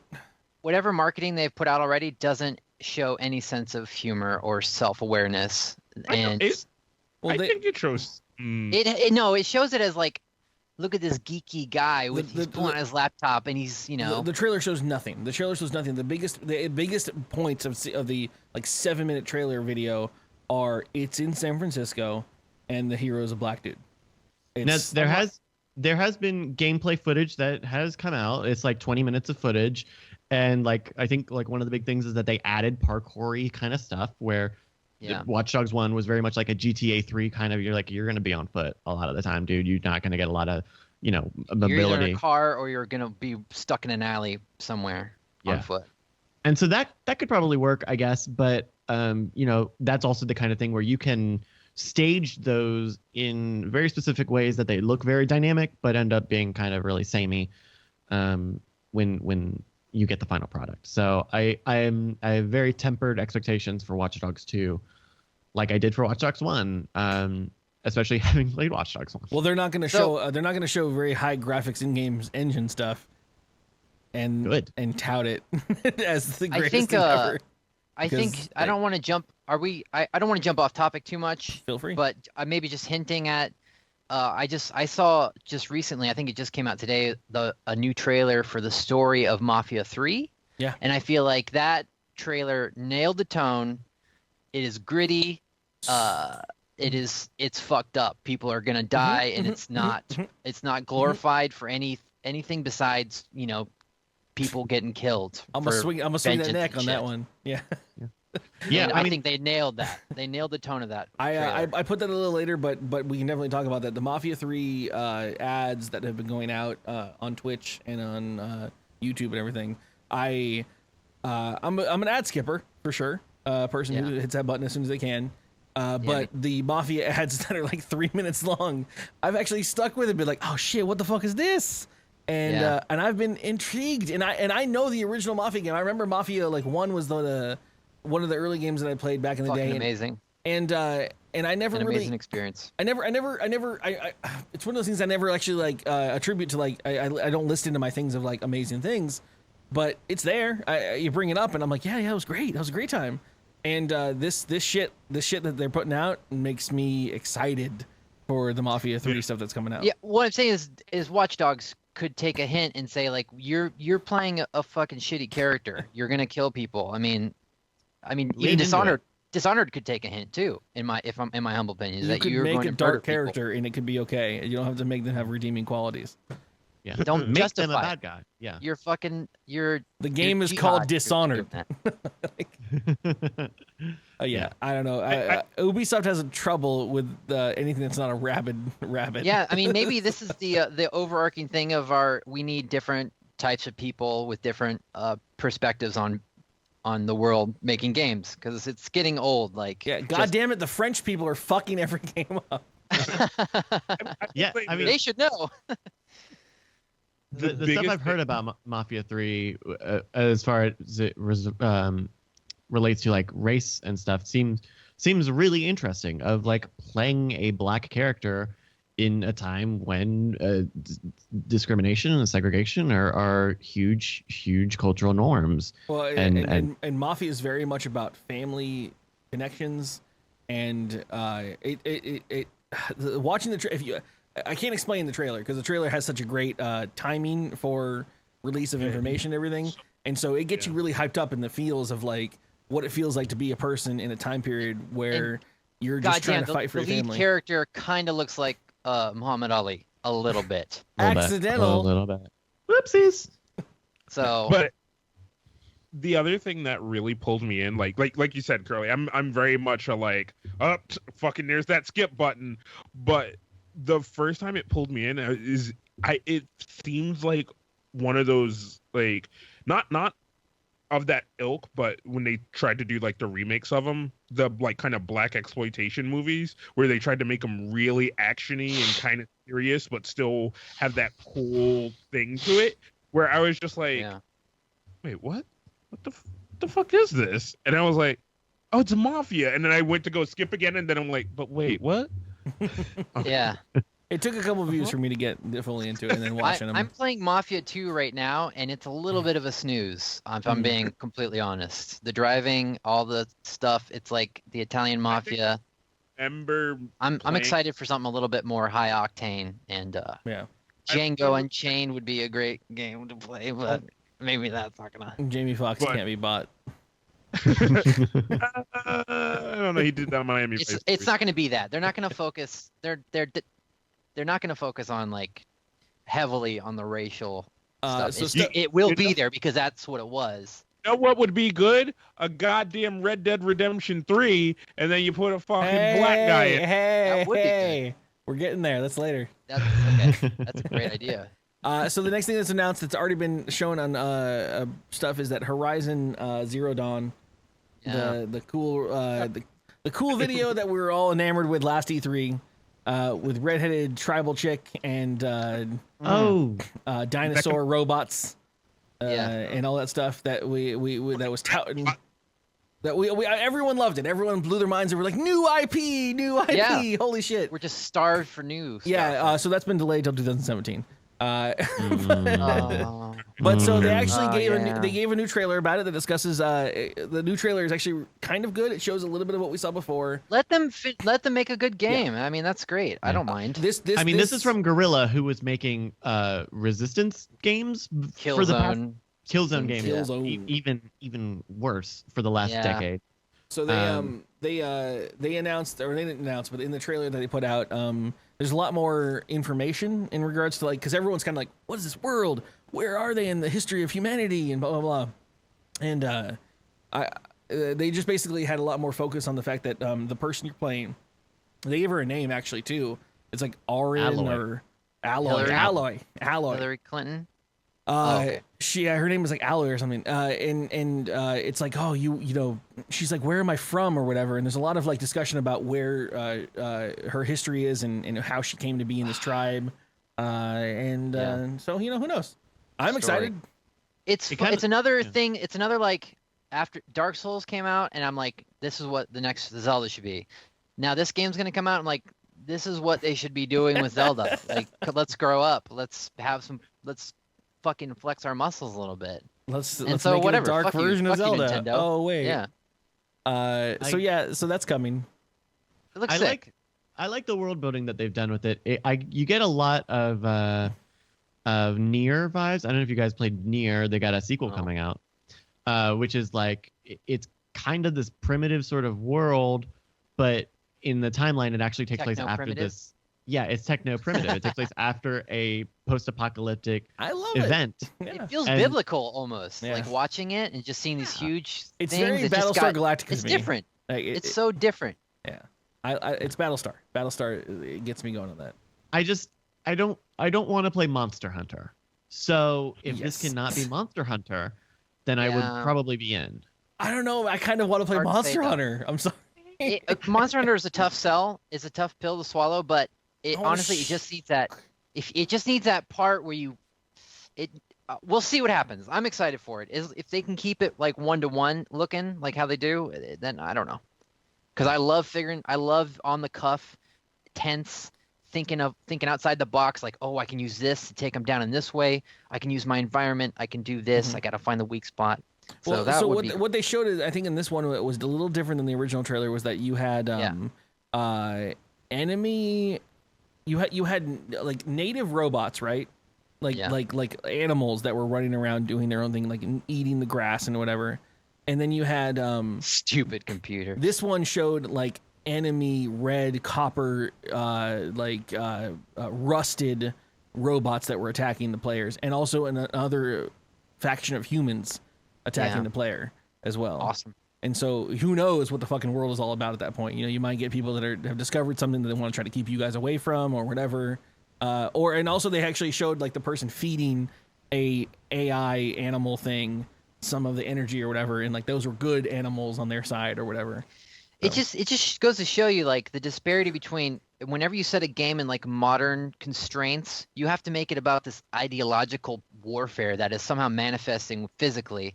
But when you put on fantastical elements or you make it primitive, you know, it's about bridging the gap through literal violence of inequality between a giant monster and yourself or a clan of like cannibals and yourself. Like there's no other option. It's easier to kind of glaze over the fucking nuances of the characters when they're just like, oh, I'm just trying to survive and people are eating each other and robots are eating other people and stuff. I don't know. I just hope it doesn't lean too heavily on like, oh, but these robots are living. What do we do? Oh no. Yeah, the Fallout 4 they pretty treaded that pretty fucking thoroughly. Speaking of that, let's go and just talk about. I don't know if we're gonna get any information about this, but Detroit. David Cage. Yeah, David Cage. Detroit. So if anyone remembers the Kara demo, See? No. Kara demo was another. What's it called? Fucking. David Cage. PlayStation. What's the Was this Quantic last Dreams? year? Quantic Was this Dreams. last year? No, this Yeah. was like 4 years ago. Well, then who gives a fuck? No, Quantic No, Dream they made a showed demo called Kara, Oh, which was okay. this robot that Okay. got sentience. And it does the crazy Quantic Dream stuff where they show Yes. crazy emotion that doesn't seem possible in that time period. And they render it out and they blow your mind and make you cry at the end of it. And or something. I don't know, else. man. Kara fucking made me sad, dude. Okay, so that being said, usually what Quantum Dream does is they put out a demo of this stuff and then they say, well, we're making a game in that engine and it's going to be not that thing, of course. That was just our tech demo. And this actually... Dude, just watch Ex Machina, and I'm sure you'll get whatever the fuck you want from the idea of building a man. person. the I Kara would demo love was for so David- good. Yeah. He's making movies, is what he's making. Well, so And they're making a game called yeah. Detroit, which Okay. is Kara gets out and... How there's, topical of him. See, yeah. now we're back into the ideological thing, and it's... But so the idea is that she is an android that has been birthed with a defect that has consciousness. Well, yeah. And I just want David Cage to come on screen and just be like, Bicentennial Man. listen, check under your desk, under your seats. There's a Blu-ray copy of Ex Machina. Detroit is canceled. I will see you in 4 years. Bicentennial Man. I mean, come on, David Cage. all right. I like the Poltergeist game. That had interesting... I never played it, but it had an interesting idea of playing this mysterious, like, ethereal poltergeist fucking around with this little girl's life. That was interesting. I never played it. I do think we'll get a late 2017 release date for Detroit, though. All right. I have no information on that. Watch Ex Machina. But for it makes God's sense. sakes. I'll watch it, okay? I won't unless you remind me. watch I it. didn't watch the last thing you reminded me to watch. Yeah. Well, if you're really interested in that whole thing, Ex Machina is this great, creepy, makes you think about stuff real good, like David Cage wants you to as well. Well, and it's a bottle movie instead of being like, oh man, we're telling a video game. It's got to be all across the entire globe. Like Ex Machina is a nice, tight, compact little PKD style story. We don't talk about Beyond Two Souls. Beyond Two Souls doesn't exist. It's not a real game. Just burn It's another it. to the movie. ground. Okay, wait. I have a question. I don't want to be a complete dick. What the fuck is Detroit? I don't even know what it is. So It's a city. Kara the game? Well, so the idea is that Kara is this robot that gains sentience. Why is it called Detroit? Because takes she place in goes to Detroit. Detroit. Detroit is the city of industry, the where forges were. I know what Yes, Detroit is. That's Why the is it it's game that's called that's the idea that she's there in the city of Detroit, where all of his industry was originally built in America to build these robots. Okay, fuck that. Never mind. I'm disinterested again. God damn it! No, you're No, you can't fight Sam when he drops. He drops. You can't go back in. I tried. I tried a little bit. All right, so who's excited about Final Fantasy 12 HD re-release? The Zodiac for real? Kings. Yeah, they're re-releasing Final Fantasy 12 in HD. Now, The there's a girl- international edition. Sure, the Zodiac blah blah blah is what I wrote. Final Fantasy 12 that came out on Zodiac? 2, PS2. PS2. PS2. So there's Uh, one of the girls in the band. Tons of people told me I would love the game, and I played a good 30-something hours offline of it, and I did. I just got to a point where I was done with RPGs, and I stopped playing it. I mean, is this an E3 thing? Square has been pumping out like That's PC true. versions of these Final Fantasy games the past 6 months, so like it makes a lot of sense, and I'm glad it's an international edition that has a bunch of new control stuff. So, makes sense. And It I'm into looks good because the PS2, I mean, was a lower end system. I mean to now, with top end games on it. But now you have like crazy And draw distance and textures. It's a modern game, so the archival of it was a lot better. So a lot of those assets have been up-resed because they still have them Yeah. That's true. compared to like Day of the Dead. So that's coming out. I don't know. I don't care. One of the things that I'm actually excited about is on my list of games to play is the World of Final Fantasy that's coming out. This was actually shown at last E3, and no one had any fucking idea because no one said anything before the trailer, and no one said anything after the trailer. It just happened to show up. Is Kes frozen in that position? Okay. There's a spider on his shoulder. I was trying to see what the fuck my cat was getting into. So World of Final Fantasy, I don't know if you remember this being shown. It was basically a cross Final Fantasy world universe that you're in, and these two kids get sucked into the Final Fantasy world, and they can turn into chibi mode, and they basically flip-flop in between normal human being mode and then chibi mode, where their like head is like 3 times the size of the rest of their body. And they just run around and they interact with basically, Sephiroth and Aeris and people from Final Fantasy 6 and Final Fantasy 3, Final Fantasy 1, and they just go across all these universes. And it looks adorable as fuck, and it's coming out in October this year. And I would love to believe that Square was so tired of waiting for Kingdom Hearts that they just made their own. Yeah. Even though they made Kingdom Hearts. Oh my god. See, I'm okay with like Disney whoring out their IPs and stuff, but they're just scrape, till it's not gonna be dry bone on those fucking IPs. I mean, don't forget, Square was hard for money last year. They announced 1 million games only because they knew that they had all this rush. This is gonna sell so many copies of whatever the fuck they're selling. It's so good. I want a new Persona game because I want Persona 5's coming. You're getting a new Persona game. Next year, and then year? they teleport next into early next humans. Year. Kaz, have you played Persona 4? I played. Which one do I have? I think 4. Yeah, because I didn't play 3, and I never watched the anime for 4 because I never finished 4. I've been on the cusp of getting Persona 4 like Gold Edition for like the Vita or whatever the fuck it's on, and but I'm having a hard time pulling the trigger on that. Just like at this point with Persona 5 on the cusp, just go watch the anime. I mean, unless you got the 60 hours, just go watch the anime. Yeah, that's a good point. I have it, but the thing was, I had a save point in that game, but I think the PS2 copy I have of that game, and I went the other day to try to buy it and thought I could play it on my PS4, but you can only buy it in digital for PS3. Yeah, which I have a PS3, but just on principle, I was mad. Yeah. I was like, no, fuck you. Make an HD remix, put it on PS4, and then I'll buy it. No, stop. Let them fucking come out with 5 first. Goddamn, shut up. Yeah. Like, it's crazy. Persona 5 was supposed to come out 2 years ago, and now it's coming out next year. It was discussed last year, and it was discussed this year. We're not going to see it, by the way. It's on the rumor list of Persona 5. I actually, but I also watched. It's not a rumor. I watched the previous list of stuff, and on the last episode of this in 2015 or 2015, episode 11, I said, "What do you guys think about Persona 5?" And then Kaz was like, "Oh my god, I'm so ready for this." What about your guys' feeling about that ukulele game coming out? I don't. Maybe. Banjo-Kazooie team making a new game. There's a new trailer. From what I've heard, is it a new game? It's Banjo-Kazooie, but with a bat and a chameleon. Iguana. Didn't they talk about this last year, but they didn't show anything? They didn't have a gameplay yet. I think the Kickstarter was too early. The Kickstarter was being launched last year, but and now they've got actual gameplay footage, which you're seeing right now. This year's not coming out for 3 years.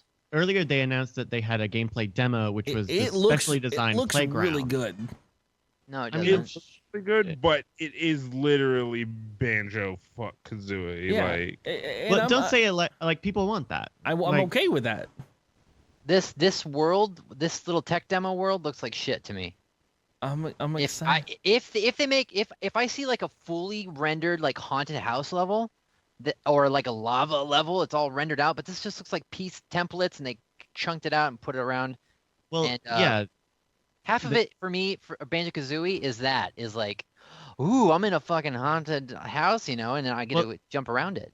The problem was that as far as the Kickstarter goes, they went dead silent for a hot minute there, and everyone was like, "Hey, are you still fucking working on this game?" Yeah. So they put out this thing of like, "Here, you can actually play this. This is a specially made playground. So prove the game does exist, and we've got an engine working." So I mean, it's not. I don't imagine we'll see it this year. Yeah, no, we gotta wait. I'm in it for the long. Like, Well, it's been I delayed can't to make a choice. 2017 for sure. I can't make a decision on it. I have to see something more than. And just then as far as E3 goes, who shows it at E3? It's an independent game. Does Sony say, "Hey," Yep. or Well, they or whatever. They were talking about it being on Wii U, and they were talking about it being on PC. That's for sure. Sure. The next thing was the Bloodstained Echo of the Moon. Everyone still remember that? That's the game from the guy who made Castlevania. Since Capcom dropped him. Oh, the cooperative. No, Castlevania, just basically? normal Castlevania. He's making his own Castlevania with not called Castlevania. I remember that Kickstarter. Did that Kickstarter? Yeah. Bloodstained Ritual of the Night. From I didn't read the whole title, obviously. In my deck. Oh my god! I googled the wrong thing because of that. I called it Echo of the Moon. Close enough. Okay. Ritual of the Night. It's the guy who does he originally created Castlevania, and he's making his own Castlevania. Good for him. He put out a video. I don't even know where it is, but it looks it's getting there. It looks like a Castlevania game. I could have swore there's it was going to be 4-player co-op. Am I mistaken? Not that I know of. No, this is a single player Okay. Castlevania game. I don't know what I'm talking about. Are you thinking of Mighty Number 9, No, which is a co-op game? And definitely not. Definitely not thinking about that. They put out a dev Yeah, demo. that's what I was looking at. I saw this earlier. It looks pretty good. I mean, I thought it would be pixel art, but it's all 3D. It looks a little stiff, but it's a Castlevania game. What are you gonna do? Like It's what the people want. So I'm okay with this. Better than the fucking Robert Carlyle bullshit. Mm-hmm. I don't know. Those games look stupid. The guy the fucking the Lords of Shadow, right? Mm-hmm. Is that what it's called? The ones you just played on stream? No, not ringing a bell. Okay, well, good. This looks a lot better than that. No, I don't know. It doesn't look bad. It doesn't look good. It's just there. It's growing. That was announced last year, and now is making its way through the headlines. Still can just jump right through a platform. Makes less sense in 3D. Anyone care about Kingdom Hearts 2.8? No, I mean not me personally. no. Kingdom Hearts 2.8. I've never cared about Kingdom Hearts. I don't know where they're getting these numbers from. It's taking them so long to make Kingdom Hearts 3 that they have to keep remaking Kingdom Hearts 2 and all these side games. And like at this point, you've got a story that literally nobody knows, understands, and just make the Frozen game. So confused about the schedule. Yeah. No, the only other RPG besides Persona 5 that I kind of care about is like the next Final Fantasy because it looks interesting and I kind of am 15, being drawn right? in. Yeah, so 15. We're gonna get information from 15 this year. Will we? No, there's a lot of information out. Yeah. You just have to parse. It's gonna drop. They're gonna say you can buy it now on the PlayStation. No, it's never happened.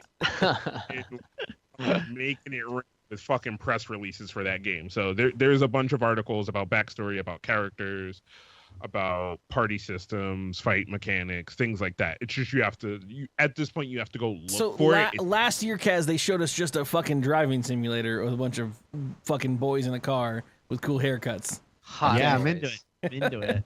Fucking goddamn, you guys. No, at this point, with everything that I've looked at, the car has its own backstory. Like everything has a backstory. Lore. That has been I'm sure everyone's a Moogle, so everyone's got a Moogle in their pocket.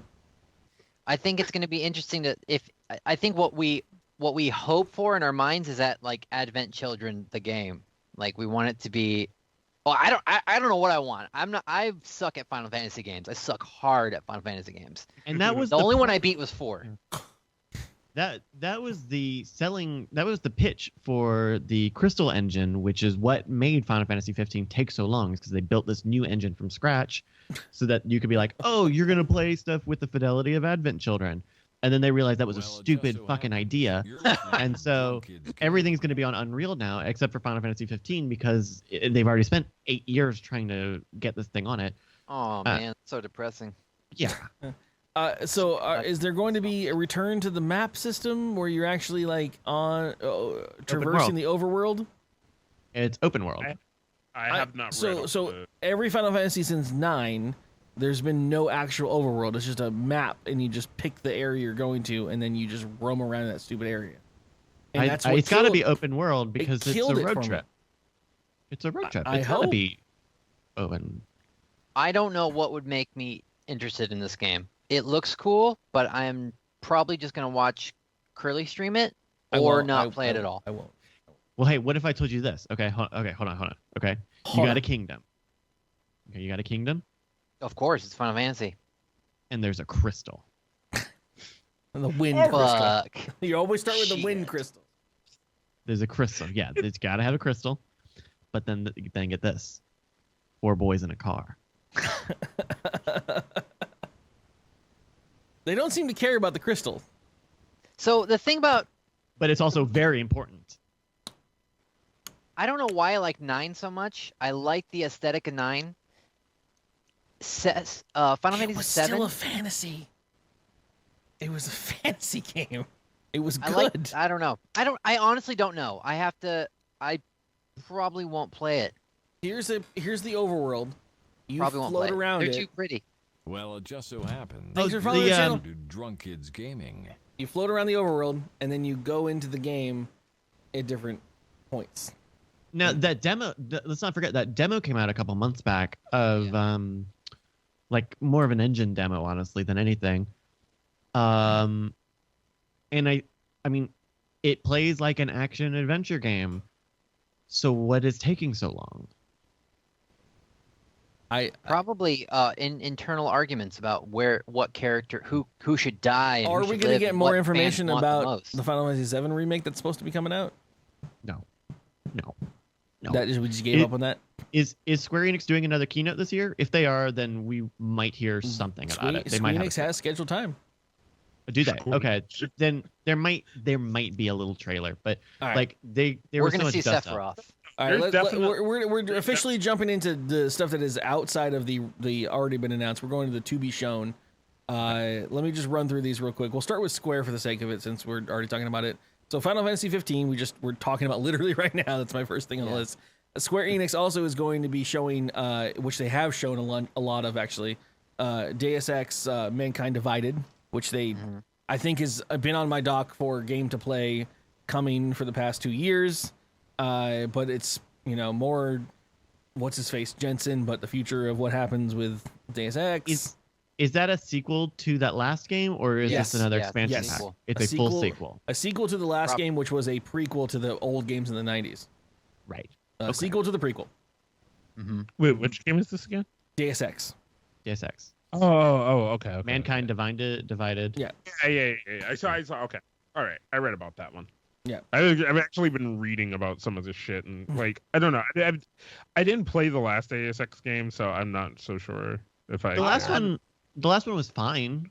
Yeah, I know the last one was actually pretty good. I'm more excited for this than I am for the only game that kind of compares just in my mind. I'm more excited to play this than I am for Dishonored 2. I was gonna say that I, as a person who had played this game, prequel, before I had played Dishonored in the previous show, I was really excited for this game coming out last year when we did this episode. That being said, after have playing Dishonored 1, I'm actually now more excited for Dishonored 2 than I am for Deus Ex. Man. Okay, yeah. I've actually flip-flopped from that. I liked Deus Ex, but I think Dishonored does this what Deus Ex wanted to do better, which is the idea of that you have a problem in front of you, which is get shit from said person's purse or kill said person in whatever, and you have a varying way of doing it, and you could adapt your skills to it. Deus Ex did it better. I mean, Dishonored did it better. But it did. Interesting. You're right. I agree. But I think I like the grayness. It's more morally gray instead of Dishonored's just like drenched in vileness, and you just I just don't want to be there, and I don't want to. It's just so fucking. The world is so ruined in that game and so gross. But in Deus Ex, you feel like you might have a chance to sway people and kind of change the way people think. Yeah. I don't know. There's- Something about that is enticing. Deus There's Ex is definitely constantly an RPG element to RPG, that thank you. Deus I Ex. think it clinches it a little bit more. It Way definitely more has than more Fallout RPG. 4 had. Yeah. It does have that You more. can't talk your way out of a fight in Fallout 4. That's a good point. I have killed so much. Not in unless you Fallout have 4. enough of the green area of the fucking thing you need. I couldn't bang this girl the other day. Really sad. In a game. In Fallout. We were talking. Yeah, okay. Yeah. Yeah. Thank you, Kaz. Thank you. Yeah, bro. Great. Great story. My flirt wasn't high enough. Like I spent like 10 minutes talking to her just to get to a point where she was, and then like, yeah, no, and I was like, what? That's the only What? time I will save scum in I didn't know games you could- on a stream. Yeah. Is if there's banging involved. Um, I will save scum for days. save states. Yeah. A Yeah. bit aggressive, Curly. It was in Final Fantasy or not Final Fantasy. That's Fucking because for when you turn the stream off and you want to go back and New Vegas, man. New Vegas. I was like, oh. Someone was like, oh man, if you did a better use of the dialogue tree on that girl, you could have like ended up with her. And I was like, oh shit, we going back. Like we going back. I imagine for the rest of the Square Enix stuff, we're just gonna keep seeing more stuff about these games they announced last year. They announced like 8 games last year. Yeah, so I honestly copied and pasted this because there was so much that I didn't understand and I didn't have the time to research. So I'm gonna just run through these. That's already been talked about. The Dragon Quest Builders sounds like a mobile game. Anyone care? Yeah, don't care. Kingdom Hearts 2.8. Already talked about that. What the fuck is Final Fantasy Brave Exvius? who gives? Cool, awesome. I mean, Nier Automata. Yes, I'm into Nier. Give me more Nier. Okay, Yeah, so Nier that was Automata. cool. What is that? What is that about?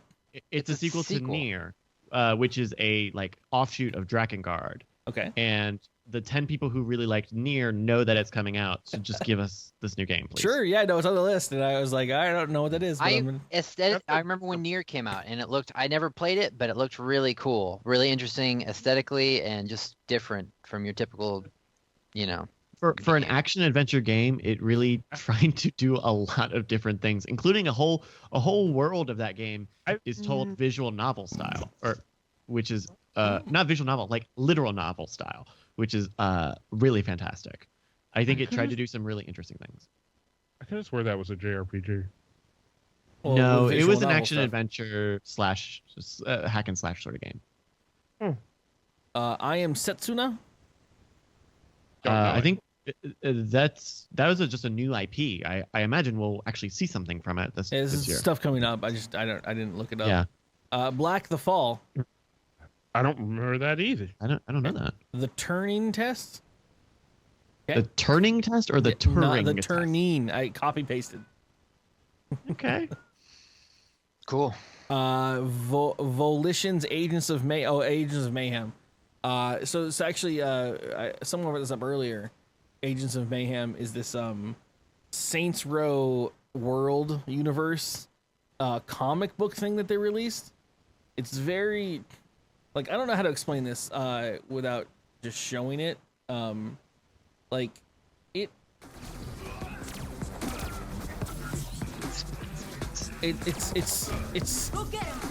it's hard to watch it and not want to be like, these would be really good Overwatch characters. It looks like some weird cell Cell-shaded shit. Yeah. I don't know what this is though. That's the trouble, is like, this is in the universe of Saints Row, but it's not Saints Row. Wait, is it? It looks so XCOM to me though. Yeah, and it's a mix between XCOM slash. Whoa! All right, we're gonna have to bleep that. Yeah, this is all just cinematics. There's no. Yeah, there's no actual Well, gameplay. the thing about Saints Row is it could be literally fucking anything. It could be a game inside of a game inside of a game. Yeah, their universe Is it is anything. And I guess it's humorous. It should be at least. So I was actually kind of like I didn't want to show this until this was brought up earlier, but like I don't know what this is. Me neither. I don't know. Okay. I can't help you. In the wake of a global assault, the world has fallen under the rule of Legion, a supervillainous cabal of criminal masterminds, blah, blah, blah. The only ones capable of turning the tide are agents of mayhem, led by Persephone Brimstone. These uniquely skilled agents are going to take down this new world This disorder. guy's called Hollywood. Actually, Maury, let me call you back. Sorry, I'm Open late. world. It's open world. This guy has a great moment where he calls in his double to like throw a grenade at something, which I was like, this would be a great fucking Overwatch character. Yeah, just the humor. If it has the humor, then maybe I'm more interested. I play So a little my bit of guess Saints is- Row. It's kind of fun. It's going to be an open world third-person shooter, kind of like Watch this, watch Crackdown. this, watch this. Oh, gotta take this. Yo, stunt double. Great. Like, wouldn't it be a great fucking character, like, attribute that you could use in an Overwatch game? Yeah. Throw your shitty stun double in. Oh, here we go. Agents of Mayhem is a third-person shooter in which you can freely switch between 3 selected super agents in your squad. There's punchers and shooters and squad dynamics. But no cooperative play. Maybe. I hope so, because that's all I'm seeing. I see 3 characters doing stuff. Apparently, you For play. God's It's sakes. single player. You play those 3 characters. That's what I heard. That's what I heard. Fucking lame. Okay. It's not lame. I'm sure it'll probably be entertaining, but I just why is there MMOs and then there's single player? Where's the cooperative stuff? What's the That's acronym? leave the in indie games to do it. I don't know. Do you actually know what the acronym stands for? Yes, no. Mayhem, the multinational agency, it uses the Y, for hunting Agency. evil masterminds. And then Legion is the League of Evil Gentlemen intent on obliterating nations. That's Legion. That's Legion. All right, I'm done with Squaresoft stuff. Cool. Wait. That was the Volition game. Volition is being published by Square now? That was a Square Enix game. It's under my list of Square Enix stuff.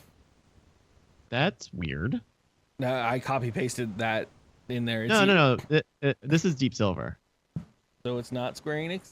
So it's not Square Enix. It's How did Deep I Silver. get it in that? I don't literally know. copied it from the press release from Square Enix. Are you asking us?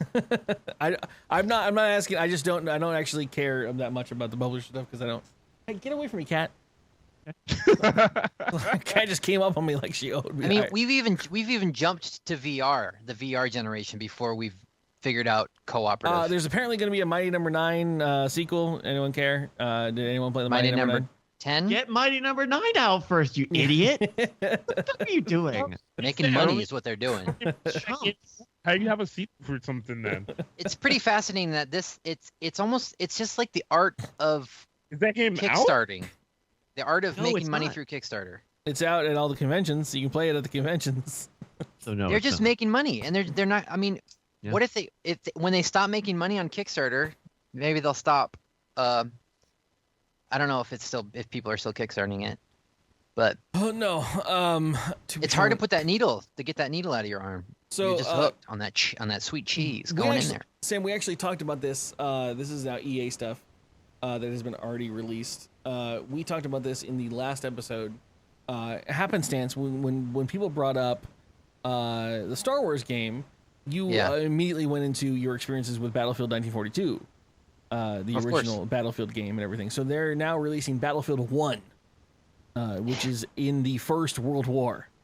This is a Sick. return. This is a return to 64-player multiplayer matches of Battlefield games.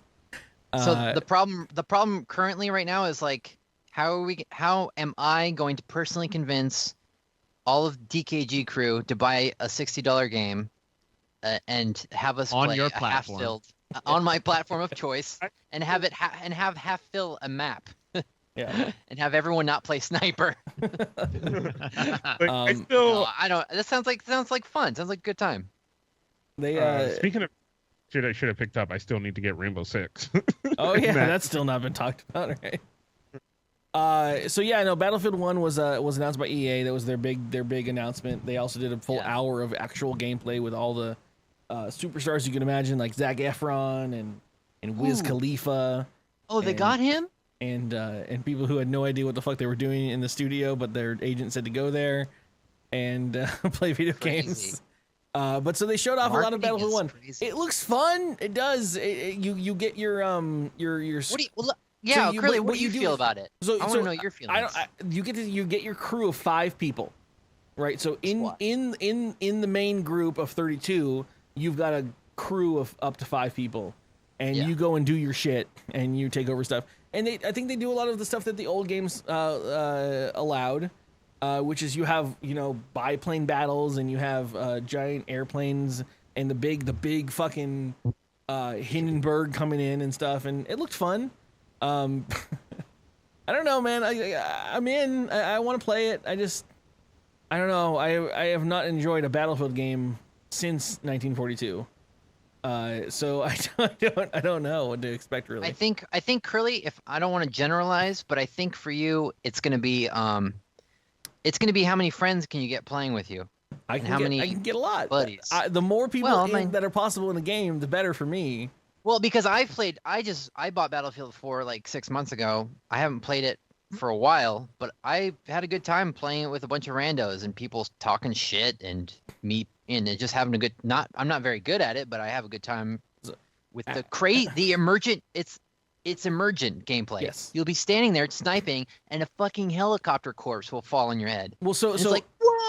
What I liked about the old game was that there was airplane battles that were going on that were completely separate from your existence, and they were just happening above you, and that was in those people's minds. That was the game that they were playing. They were playing these battles in the air, and you're down there on the fucking field trying to take a point, and people are in tanks trying to shoot shit, and I like all that. I like all of that, and and this is what this game was showing when they showed the gameplay of it. It was.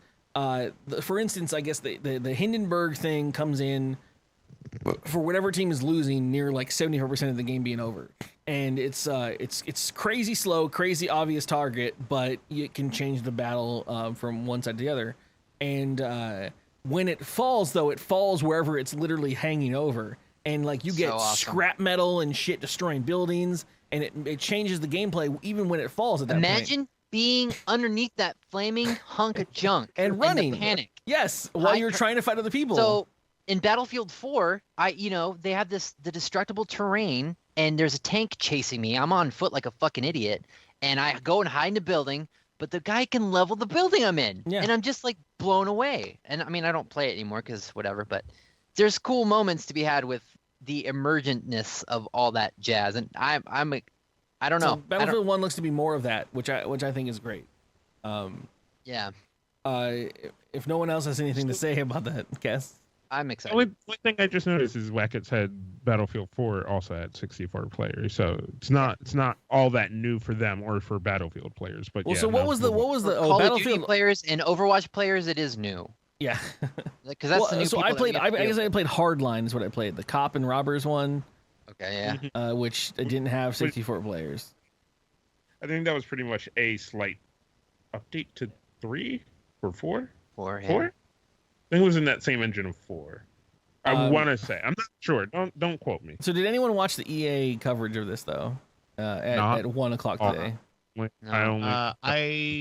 I did end up watching the EA conference. Someone else commentating over it, but yes. And you're also wrong. Wackett says Hardline. But I definitely either skipped right. or did not watch the Battlefield segment because, World War I, you get shovels. I was just cleaning up the kitchen while I was watching it, and it was there. And dude, what if you could dig tunnels underneath? That's what World War I was all about, right? Like, isn't that what you should? What if there's a Minecraft component and you have to put up structures, or your tunnel will collapse if a tank drives over it? And then you just shoot mustard gas into it, and then it just flows downhill. Wouldn't it be great if you're in a tunnel digging and mustard gas chokes you out? It'd be awful, but it'd be great. No. Yes, but no. But yeah, the big story that everyone is mentioning in the chat is that Snoop Dogg was smoking weed during the entire thing. The only other thing, Because he doesn't breathe air anymore. He needs weed, like air. They invited Snoop Dogg to the convention to play Battlefield, and him and Wiz Khalifa are next to each other, and he literally just rolled a blunt in the middle of it and just started smoking weed in the middle of the goddamn thing. And I don't know, man. Congratulations, Twitch. That's what your shit is. I had to cover the What are you news. going to do? Are you going to go say, excuse me, sir? That's why he does it, because no one's going to stop Snoop Dogg from smoking weed in any convention anywhere. Yep. Excuse it's me. his. That's his brand? Yeah, Yeah. he's that guy. It's his life. I don't have a problem with that. No, I don't care. I don't. If it was a cigarette, I would be disgusted. I would be like, are you other fucking stuff, kidding me right now? Titanfall 2? Titanfall people? About that, yeah. I like Yeah. Titanfall. I thought Titanfall was swept under the rug. I had no idea that it was still a thing. I play with random people on occasion. And I think it's 10 times more fun for me personally than Overwatch ever will be. Yeah, no. This was one of the leaks. EA accidentally streamed them rehearsing this and playing the trailer. Whoops. I didn't play Titanfall, so I don't really have an opinion. This game is getting a single-player campaign, which is going to elaborate on why Titans Nah. are Yeah. connected with their humans and stuff. There's a lot of like, sounds a lot like Transformers, the same guy that does the voice of the main Transformer Weird. guy. So basically, we're still on the topic of the hot topic of video games right now, which is AI life? Sure. Is that what's going on? Well, I don't think that matters in this game. It's just more of people wanted the single player. They wanted to explain. They want everything explained. They don't want just a random brawler where you're doing Go watch a crazy movie stuff. once in your life. Yeah, there's definitely a point of difference between multiplayer brawlers where you're just like, I am killing things in a fantastical world. That's what video games are supposed to be about. Versus, I need this all explained to me and explain how we got here. Yeah. Savage, I think the original Titanfall didn't have a story mostly because it was just like all multiplayer, right? I don't think they had time. The developers didn't have time to make a single player. Like the little campaign it did have was all online or co-op stuff. It certainly wasn't single player. I thought that was great because for me personally, all those multiplayer games that have a single player attached to them, I could care less. There's no way I'm going to become invested in that stuff because it's about having these crazy moments in multiplayer that happen on occasion. And I thought it was great that they blended in the story with the actual multiplayer campaigns. Although I wasn't listening for a lick of it. So There I don't know what wasn't. You didn't miss anything. There wasn't any story. Okay. They didn't actually give you any of that. People listen. Space Marine, go kill this other Space Marines. There was apparently points where like your Titan was like sentient, but apparently it was never actually explained. So people Well, that's were like, kind of cool. So they're going to explain it in the single player and stuff, and then there's also going to be more multiplayer. The rest of EA's information was FIFA, Madden, NHL, 2017. There was an interesting moment in the EA conference where they're talking about FIFA and they're like, hey, we're going to have the managers for these teams now. We went and motion capped them. As if anybody, as if that was soccer a big people thing. apparently I'm are sure into this it's a shit. Well, deal for so someone. that's what I'm getting to is that eventually one of the guys did come out during that segment and was like, "Oh, are you having a chore to let me, mate?" And, I actually know the moment you were talking about. yeah, and it was just interesting to see EA take a very international stake on. I mean, literally that part of the section of the conference was streamed from London or satellite streamed whatever They from kept London. flipping So- back and forth between the two co-hosts.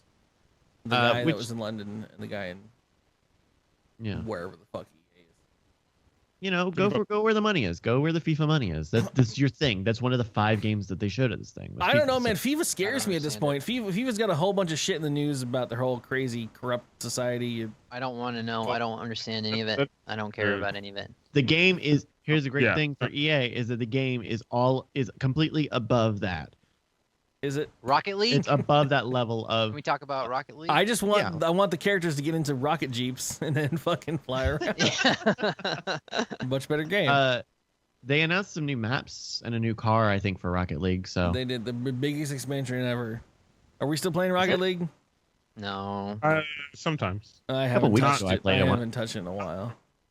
Yeah. Brant plays it a lot. Yeah, but he's good Getaway. at it. He's really good at it. He watches like MLG people play it, and so he's got I've like tips seen- from that. I've seen videos he's leaked, or not leaked out, but like put up, where he's like, "Oh, good catch," and like, the motherfucker is just like spinning through the air in rockets and, and I'm like, "All right, well, I'll never play with you again." That's awesome. Sorry.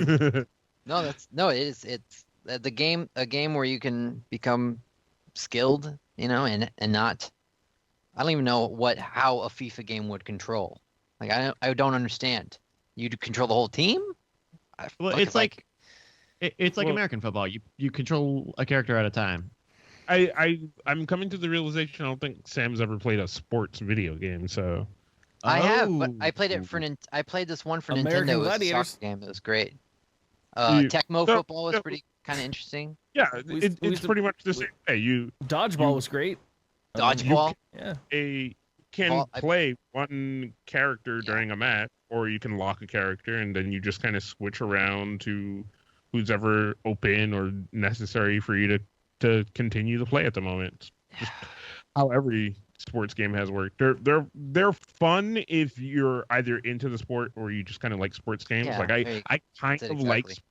See, the So- difference between FIFA and Rocket League is like watching football on TV or going to play a pickup game of football, soccer with your friends in a park. You know what I mean? Some of us It's can't like- do that, Sam. God. I haven't done it in years.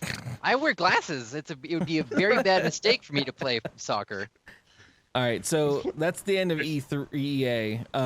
Sony outside of Horizon, Last Guardian, which I don't think we actually haven't talked about. Is Last Guardian still on anyone's list? We just want to see the game, right? Just no, we did that last year. Just put it out. Yeah. You were the one who was super excited for it, Curly. Yeah, Of Yeah. You I'm you thinking and too much about it. I'm thinking about too much what I want from it, and that's going to be bad for Just the want- game. just want Because it out. if Just want my it out. expectations get to be too grand, like what if they're going to do this? What if they're going to do that? Then I don't know, because I don't know. Yes, I guess I agree. Just finish it. just get it I out. had that Yeah. twice with a first-party PlayStation Japan title.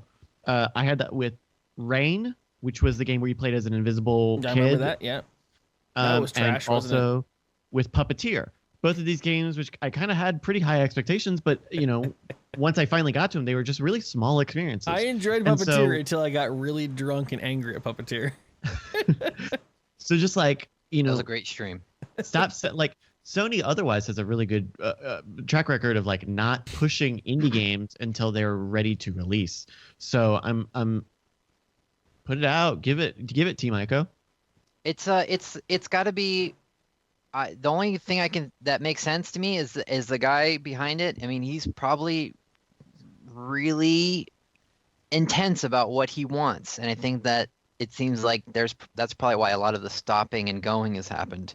So I think it's been delayed to 2017 as well. So No, it there's that. hasn't. I don't know. I don't have any other news on it. Don't. You can't like just Mighty start Number 9. saying that. There's so many I actual read delays. so much today. So much. So No, I much. know. In April, SIEE confirmed a 2016 date. Okay. All right. Well, you're Bunga- dwindling, son.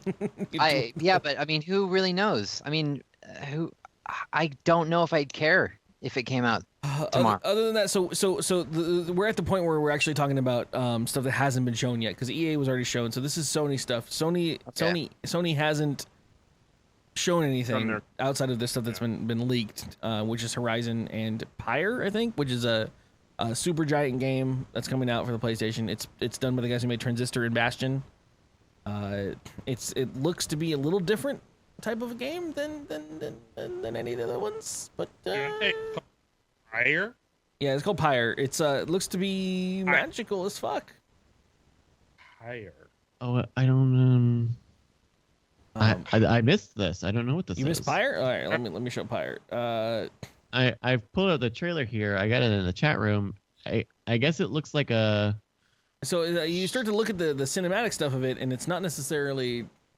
It's pretty. It looks It's very great, and then you start to see like you're like where is the gameplay? Like what part There's of like this a is the second gameplay? of it about a minute in. But it looks like a mini game almost. But you listen to the music immediately, and you're like, that's super giant. They always have these like crazy overtures.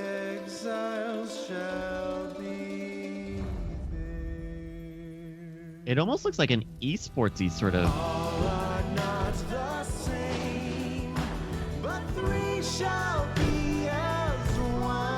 But great animation and great soundtrack. So funny. We Go on, Sam.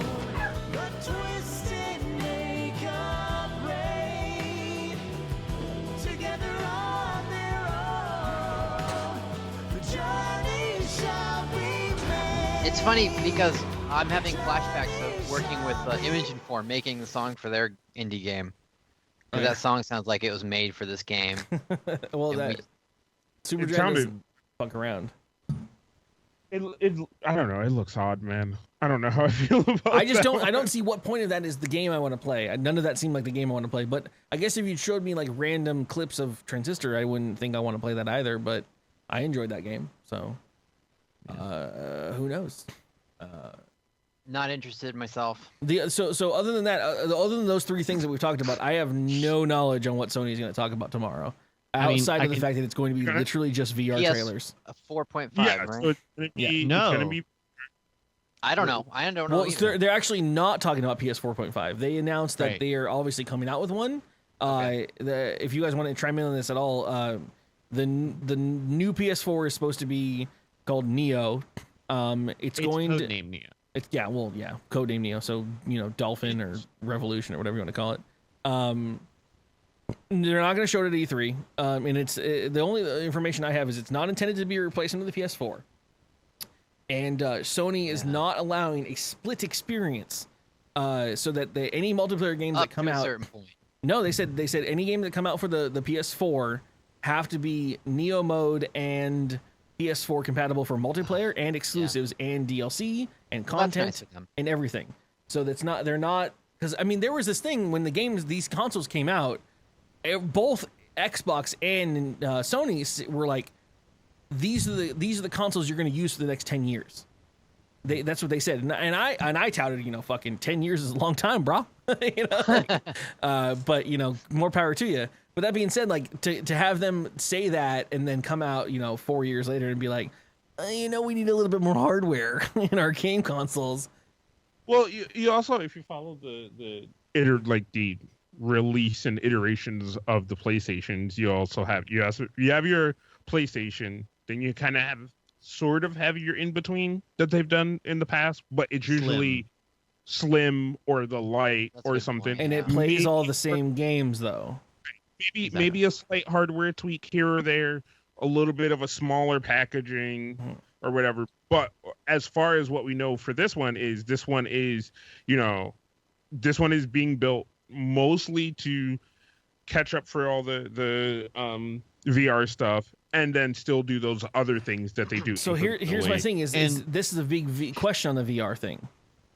Is it going to be the VR machine? No, 'Cause can they do that? The Morpheus is going to come with with an additional computation box, basically. Okay. That will give it extra hard power, Whoa, really? horsepower to do Holy the VR shit. stuff. Okay. And the assumption being that if you've got the Neo or whatever, you won't need to plug that box in. Ah, okay. That's much akin to the Kinect that had that special extra board and USB power for stuff. It was more power related than it was anything else, but Yeah. there was still extra stuff you had to plug in. I was talking with Jason Murphy about this yesterday because he was like, "Well, I don't know what it is. Is this the new PS5?" And that actually puts it into good perspective because they could just put out a new numbered PlayStation and be like, hey, your old games still aren't going to work on this thing. Like, I think if iterative consoles is a replacement to numbering consoles, we're saying, we're going to try to make these forward compatible games, then I'm into that. Yeah, I can jump on that bandwagon. Well, they kind of, and they kind of ease us into it with PS3 and PS4. It's like Grand Theft Auto. I mean, I know it's a little bit of a stretch, but kind of different because they were different SKUs. But I get what you're saying. Oh, I mean, in broader strokes, like Yeah. it was kind of annoying having a PS4 and then getting a game that was made for everything, and it's like, well, couldn't you just like push a little harder? But then the other annoying thing is playing like Bloodborne for the first time and waiting like 2 minutes for the loading screen. Or I bought Just Cause 3 recently on the PS4. It's unplayable. I've never run into that before. It gets so choppy that I don't ever want to play it on my console that I bought it for. And I'm not going to buy it again for PC because it's not that good of a game. But Chimera, the way you're saying that, so again, as far as I want to this blanket statement as far as I understand, after reading all of the articles, everything that is PS4 VR related is going to run on my current PS4 sitting over there in the corner. If what they said last year is true, which was there's going to be a computational box that will go with it, then yes. So, because everyone keeps all these journalism articles that I've been reading, it's very mixed in regards to how they're responding to it. They're like, "Oh, it's the PS4 VR compatibility upgrade," and then Sony's like, "No, it's not going to be a replacement console." And then I'm like, "Well, you fucking sold PlayStation VR pre-orders on the assumption that your PS4 was going to be compatible with it." I mean, my boss bought a PS4 very specifically and pre-ordered PS4 VR very specifically for his kids. And like, if you're going to come out with games that are like, "Oh, well, only if you have the Neo," like, you're going to have problems. And that it seems like on the other side of the curtain, Sony has been trying to make it blanket. It's all going to work with having Neo versions of code. They're not doing a good job about that. Well, because it's not fucking announced yet. This is a bunch of rumors and shit by journalists who are like, "Oh, I hate reading these fucking articles, man. I have had a worst 3-day experience." Well, I mean, the big thing to take away. Okay, you know what? You got to wait.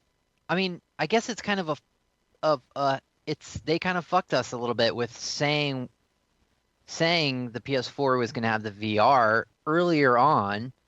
Maybe they should have, and they were just trying to jump on the VR thing. That was the VR train that was just moving along without them. Mm-hmm. I don't know, because the idea, what I understand that the new PS4 5, the Neo is going to have is going to be for games that want to allow it and games that support it. They will have a Neo mode where the game will play on the normal PS4, but if you have a Neo, they will be 4K compatible. And you don't have to rebuy the game. So I'm looking forward to is playing Just Cause 3 for the first time. For the first time on your console. Well, and that's one of the behind the curtain things is that Sony has been going to developers and saying, "Hey, you have to make Neo code for new games coming out," which the developers are not happy for because suddenly it's seller versus producer. Like, it's like Sony's like, "Hey, it's easy. You just flip the switch, you make the Neo mode," and the developer's like, "Bitch, that's a whole nother development cycle. We need a whole team for." Yeah. But Sony wants it to be better than what they're doing now, I guess. Yeah. So they're not going to show any of this at E3, so that's good to know. But they're going to show a lot of PlayStation VR. Yeah. And do you guys remember the VR demo that they did? It was either last year or it was at Gamescom, and it just fucking broke. It just didn't work. Oh wow! I have Pong demo. I have 2 demos I want to show. I have one demo I wanted to show of this. This was actually released in July of last year, but this is touted on the E3 trailer stuff. This is basically if you ever wanted to do fucking acid in VR, this is basically Tilt Brush, but all of your brushes respond to music that you're playing, and so the stuff you draw responds to music. Harmonix, what are you doing? Stop making this garbage. This is the most cocaine-infused fucking thing I've ever seen in my entire life. Hey, I'm down. I've never done cocaine. Look at this shit, dude. Okay. Why couldn't they just ask Google to port Tilt Brush? Like, I Oh yeah, I'm not buying fucking Move controllers. Again, all the VR. The sad thing about watching any of this VR stuff from Sony is that you can see them using the Move controllers. I just spent $900 on HTC. I'm not buying fucking. It's not. It's not gonna work the same way. It's not good. The technology's not there for the Move. I would love them to come out and say, yeah, we scrapped all of that bullshit. We're sorry. The other thing Like, is this. I know Those they guys won't. dancing though. Those guys are pretty cute. I'm not gonna lie. This is another game coming out called Tethered in PS VR. The only reason I brought this up is if you want to stare into the deadest eyes of a nondescript character, these little guys, they could be killing anything, and it would be the same as chopping down a log tree. It's basically great. a Sims thing. You tether them to different like crops and trees, and then Look at those dead eyes. Oh my god. just watch them chop wood with the deadest eyes in that world. And then and so on that note, they apparently at nighttime get attacked by giant slugs, which it gets kind of depressing. I don't think the enemies are doing anything against them. They're just there, and they're just murdering these beautiful like real creatures. This is giving me Look how horrible this is. They're just beating the shit out of these slugs. This is the least intense action element trailer ever seen. That's oh boy. That's so great. It's so fucking weird. I love it. So yeah, those are the things that are coming out. So weird. So those are all there's honestly, when I looked at the PlayStation VR lineup of shit, I love it. Oh my god. It was like 20 something pages, or not pages, but links. I worth. keep hoping out in my heart of hearts for Sony to be like, hey, remember when Portal came out and we did that thing with Steam? We're gonna do that again, and because they have so many PS3 and PC indie games come out, I just wanted to be like, look, hey, this would be the biggest bomb drop, and it's like a little bit of a tangent, but just do that. That system is in place. I see it every time I log into Steam. Hey, are you a PS3 player? Like, you did it. Do it for the indie thing, Wait, so I don't have to keep buying. What are you proposing? Utilizing someone else's system instead of recreating the wheel. Cross-buy for PS3 and PC. So when I'm down with that. Came out, you could buy a copy Fucking down of with that. Portal 2 for your PS3 and get a copy of it for Steam. Yep. Yeah. Which is how I got both my copies of Portal. God forbid. But they're not right. Which was right when the big Sony hack happened, which is why I think they didn't do that anymore. But it worked, and there's so many. Like, if you told, like, No Man's Sky, think about it. No Man's Sky is PS3 and PC. Mm-hmm. Maybe buy one get both. Could you imagine? Microsoft's trying to do that, right? they are with their the, Xbox One and the Windows? Microsoft Store. Yeah. Well, I don't they're know. doing like universal apps and stuff, so that's kind of a little bit of a different thing. But yeah. Yeah. What was my issue? I bought what's the Firewatch. I bought Firewatch on PS4 because I thought well, I don't have to worry about my computer being able to handle it while I stream it. I'll just use the Blackmagic card to pull it in.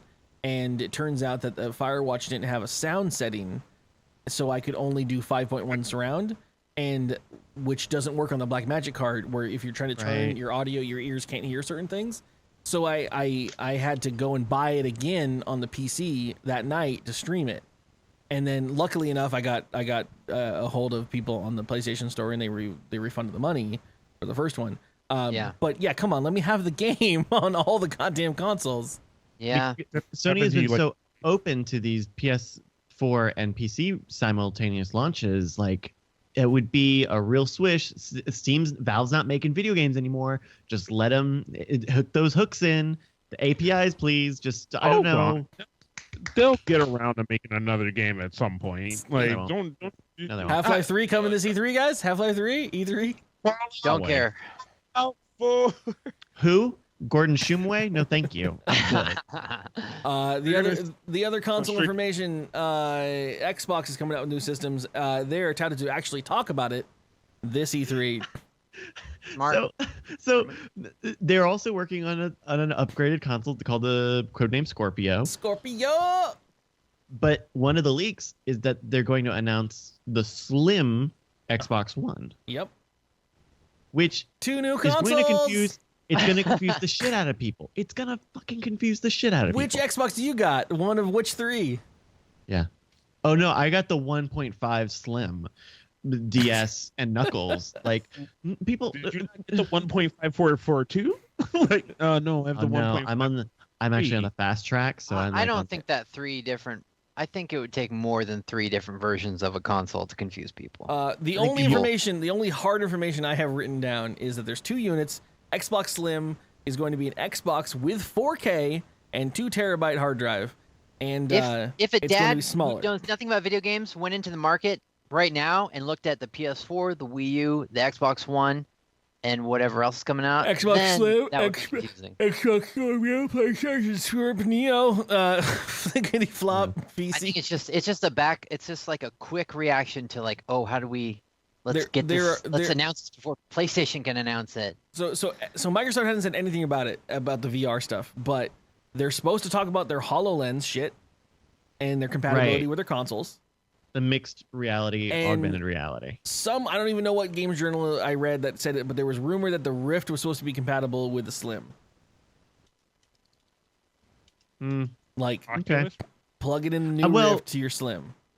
I mean, they were touting that Xbox is like a Windows 10 machine on some level. Yeah. And so that's not crazy, right? Like the Oculus only needs a single camera, which would be like a Kinect thing. So you can plug a camera in the USB ports, bro. Drivers. Yeah. Windows 10. Bish, bush, bush. The Scorpio. And, you know what? They mentioned an Oculus partnership last year. That's why this probably exists as a rumor. So I believe it. So we're gonna see this all tomorrow. When I'm in a at car. Work. What brand car do you think they're going to ship in? What Forza car is gonna come in? I don't know anything about cars. You guys know this shit. I think it's gonna be Chrysler. I got the HTC Vive, and I said to myself, I've never played Minecraft. If I can play it with my Vive, I will play Minecraft for the first time. However, now it seems like did Microsoft buy Minecraft, and they're kind of now they're put it in Microsoft jail? Yes. And then also they bought the Oculus, so no, that was Facebook. Microsoft. But they're pairing. So Microsoft is partnering with Oculus, so I'm fucked. I'm never gonna play Minecraft. Yeah, basically. You also don't want to play it with that because that's not VR. That is just a 3D camera on your face. Yeah, the things that they've shown off with Minecraft, it's either there's a display on your wall that is playing Minecraft, or it's like a reference tool where you can see the world, but you still have to like control your guy. So it's not like a first person thing on any level. There's a big difference between looking in a screen that's basically taped to your forehead versus an actual developed VR game that uses head tracking and all of this stuff. Yeah. So you're not getting. Well, VR. I assume that's the road that Minecraft will take. Because No, they're what bad else at developing anything at all. Yeah, but now they're owned by Microsoft. No, Microsoft lets them do whatever the fuck they want. They're bad development team. I'm sorry, I loved Minecraft for a long time. I don't know. I don't really care that much, but I was just saying like I'd never really been interested in Minecraft, but I would be interested in playing a VR Minecraft. So someone's gonna fucking do it eventually. The trouble is you have to design the game to be VR, not necessarily just be compatible for Vision. That's not VR. They keep pushing like the Microsoft, like Windows 10 comes with the new Windows 10 version of Minecraft. Is that right? Sure. Or there's a new SKU of it, which I think gets away from all the Java junk, and it basically puts it on the same track as the Pocket Editions. And I think that's what they're going to be pushing 10 in the next generations prior to the real version. But it actually has the most recent update or something. And it's the least playable entirely. But I think in the next 12 months, that's what they're going to be pushing, and just saying like, hey, you can just do whatever with the Java one, I guess, but everything is going to be over here, which they should have done a very long time ago. But And they should have mainlined it to something instead of having different SKUs, but they didn't. And now they have 3 different batches of Minecraft, and 2 of them are years behind the development. well, of Yeah, but the main one. Windows 10 one isn't. I don't think. It's not at all updated to close Oh, is it? to the Oh. one that Well, is that playable. someone's gonna release a game that's similar to Minecraft someday. You know, maybe it'll be No Man's Sky, but something that is like Well, 'cause I mean, Minecraft's What kind about of all the a Minecraft pioneer, clones right? that exist? right. I was going to say They're that. all like, bad. There's a bunch of Minecraft clones that already exist. So, Yeah. like, Keeping but on no, no, track, the other Yes, Xbox is a Scorpio, and the only information I had about it was that it had all the teraflops. The information that was released was that it was going to have 6 TFs. I don't know what that means to anyone, so I wrote down the teraflops is a real thing. I wrote down Yeah. the comparisons so that you'd have a concept of what teraflops mean. But apparently, And these are all hypothetical numbers. Oh, right. These are all rumored numbers. So the Scorpio on the Xbox is supposed to be rumored to have 6 teraflops. The Xbox One had 1.32 teraflops.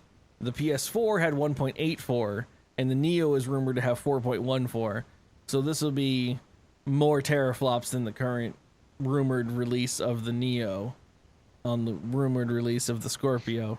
This is why I hate games journalism, guys. It's absolutely terrible. Trying to read through this bullshit information. Yeah, I zoned out. I'm not gonna lie. There's just yeah, whatever. Who has the most teraflops wins the game. Apparently, what Microsoft thinks. Does this mean we're done talking about games? Just gonna talk flops. Well, I was talking about the new consoles at this point. The only thing I have left is game-wise, rumors in the game world is a Dead Rising 4. Anyone care? Dead Rising. Yeah. 4? yeah, that makes sense. And it's coming to PC. Like 3 didn't. So Yeah. that'll be cool. My God, I loved Dead Rising 3 was a surprisingly good time for me. So that'll I be was that. Yeah, I'm sad I missed out on it. I liked playing 2 on PC. Yeah. I didn't get a chance to play 1 because I didn't have a 360, and I forgot 3 happened. Like I remembered that the leak was about 4, and then I remembered that 3 was a launch title. It was one of the cool things about it, out of a lot of the stuff, because I mean it's the first Dead Rising game I played, so the swarms of zombie was great, but I love that the lead character was always in sheer panic. I just really enjoyed that, because usually video game heroes are like, oh, fucking lizard creatures, let's take them out. But this guy was always like, oh, fuck, oh, fuck. I just love that. Yeah. There is a potential rumor of a Red Dead sequel / remake. See, When it happens, I'm down. yeah. We've I'm been in the talking same about boat. it for so many years. Well, here's the thing. Rockstar does a pretty good job of not talking about shit until it is about a year from release. And it hurts, doesn't it? It hurts a little bit. But hurts a it's little going to bit. feel good. They want it to hurt. They're Yeah. okay with the discomfort. They're like, you're going Because- to love Because it. when they finally put it out, they're gonna be like, "Whatever, bitch, you wanted it. Take it. Take Because it." once the hammer And you're like, drops, we're I want gonna it so get a info dump when it drops. So Mhm. none of this like trailer announce at E3 and then you gotta wait 2 years for some episodic shit.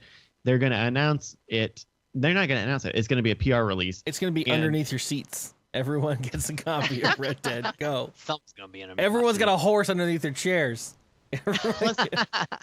Plus, you've also got Rockstar spending a lot of time and money on GTAO, expansions, live streams, DLC. Like that's a very active thing for them. I see that stuff all the time. They just had a new one come out. My other rumor was that makes it money. GTA 5 single player expansion coming. That's No. another painful thing. I wish it was cross-platform because I have it for the PS4, but it would be great if I can play my PS4 version on my Steam. When I had the I was going to mention that earlier, but when I had the it's just for- GTA 5 bug when I really needed it, I went to a GameStop and I bought a used copy of it just to be safe, and played it for 3 days with everyone on stream, and then because I only knew people that had it on PS4 at that time, I then instantly returned it to GameStop and bought the PS4 version at home. Yeah. And then Well, yeah. it just so happens you're listening to Welcome to Drunken the channel. Gaming. How I- did I you buy d- because you were a butt fucker? As you need to wake up, dude. I'm not asleep yet. I'm tired, but I'm not asleep. We're almost done. So- 2K's working on a new game title with Ken Levine. That's happening. Again, I thought Ken Levine hated 2K. Why? That's what I have as a rumor. And then Borderline has a new game in dev, a Borderlands game in universe. I don't know what he's done. What has he done? Ken Levine did Bioshock and System Shock. They're using the Bioshock devs, but it's not going to be a Bioshock game as far as I understand. Hold on. After Bioshock Infinite came out, he and all of his crew were like, "Yeah, we're leaving the studio. This is a that rumor. We all comprise. This is a rumor. So they're going to go back to 2K, who he hated working for. He probably said that to light a fire under 2K's ass. He's like, "Look, bitch, I'm fucking serious about this. I'll go tell all the internet that I'm leaving." And they're like, "Oh shit, Kevin and Naveen, no." Well, it was really bad when we did the sequel to Bioshock 2. So let's not. There it is. Just gonna let that play out. Yeah.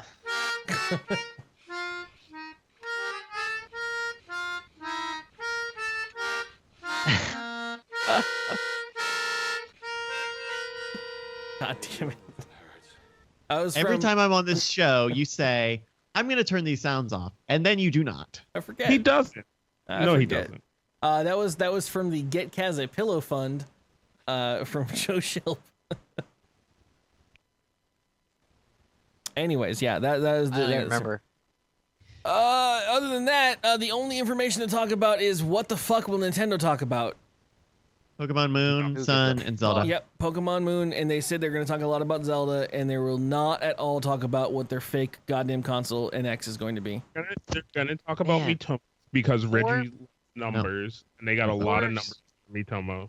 I wasn't as invested in Star Fox as probably Curly was, but I really love that 64 game, and I love Star Fox. I've never been hurt, you know, but I feel a little bit of pain for like, man, it's just like you guys don't know what the fuck you're doing.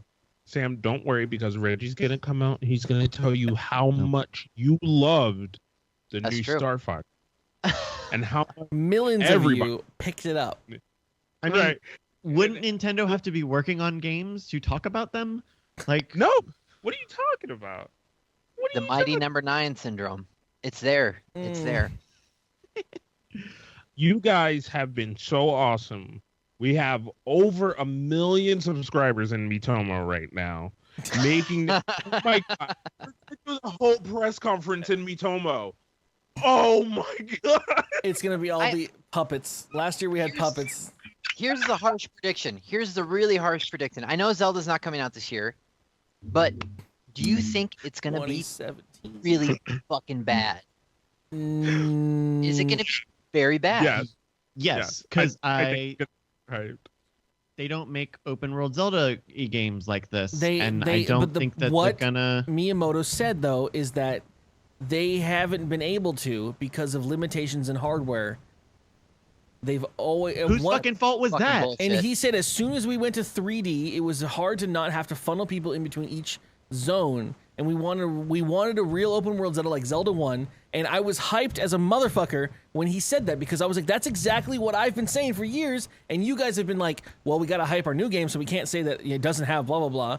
So they haven't said anything about that. But with this new game coming out, Miyamoto straight out came out and said, all those other Zeldas you've been playing, they've been trash, yo.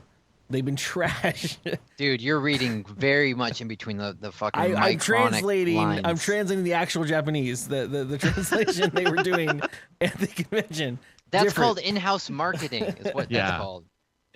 He was saying that seriously, like the issue was that we couldn't do what we did in Zelda 1. We want to have open world. That's not a technical limitation. That's bad design. If you're telling me your team is bad designers, don't tell me you're going to do it now.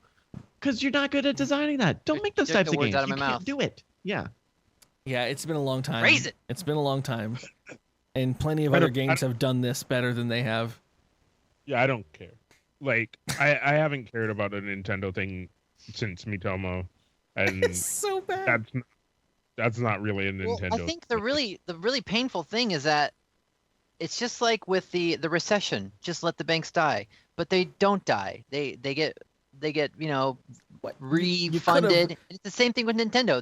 Nintendo's not Don't make this politics at the last fail. minute of the podcast. I'm gonna get into I'm a big this. picture kind of guy, okay? The hurtful thing is that they're gonna keep fucking with us because nothing's gonna take them down because it's such a Because you saved the banks. Let the banks actually die. Stop buying their shit. I'm talking about Nintendo first of all. Yeah, you brought the banks into it. Calm down. Just making a correlation. I mean, I'm just saying what the painful part is of this is like seeing this like they can just keep on steamrolling. I mean, I guess Mario Maker is almost systemic of that. Of like, well, we can't do this anymore, so let's give over the reins. Well, and like I know this isn't the first time I've said this on this podcast, but where are the games? Are they all secret team projects for NX that you have just like literally cast all the Wii U people? Are they all working on this Zelda game that nobody could have designed before now? I don't know what. Where are they? I don't know what it was, but there was a point that Fraser made on Video Games Awesome that was like he had shown a trailer that they were showing at last year's E3, and it was for a Nintendo thing, and it was so obvious that it was like even Nintendo themselves doesn't trust in their own hardware enough to push their own IP on their own console. Like they were like, it's coming out for maybe something. Who knows what the next thing is? And it's like, if you can't be the one, if you as the publisher of the game can't be the one that's like, buy this system, who other developer is going to ever be like, let's put all of our entire stake in our company in this system? And no developer's going to want developers that were like years into development were like, no, we can't do it because they're going to bail on us.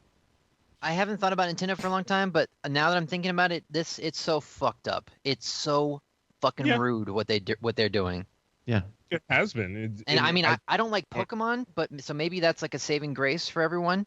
But just like, the Wii U isn't great. Now everyone's getting pumped for NX because of the imagination of the fans are so starved that they're just going crazy. Same thing with Zelda.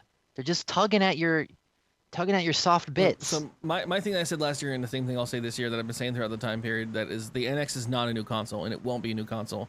There will be no hardware involved with it. I have no idea. I don't have a fucking clue. Their idea is that they're going to open up their IP to other platforms as cell phones, and I don't know about other consoles, but they're going to open it up to other consoles, other platforms, be that Facebook as a platform, Steam as a platform. They're going to allow, because they've been pushing this in Japan for a long time, and they've been a little bit pushing it here with Matomo and other stuff. And they've announced that their new games, like their big ones, which aren't necessarily big here, but Fire Emblem, their new next Fire Emblem game is going to be on cell phones. It's going to be a mobile game. They said Fates FE is a 3DS game. The one I don't know. Next iteration. The next iteration that's coming out. The next one. And okay. As far as what I read, they're doing a Shin Megami Tensei crossover game for Japan that is a 3DS game. But I'm just saying they're going to do tie-ins with their current consoles. Current being their Wii U is still going to maintain current status as the newest console. Here's the other thing. They're going to open it up. Why do we care? It's a fucking little fat Italian plumber. It's a generic green elf guy in the fantasy world.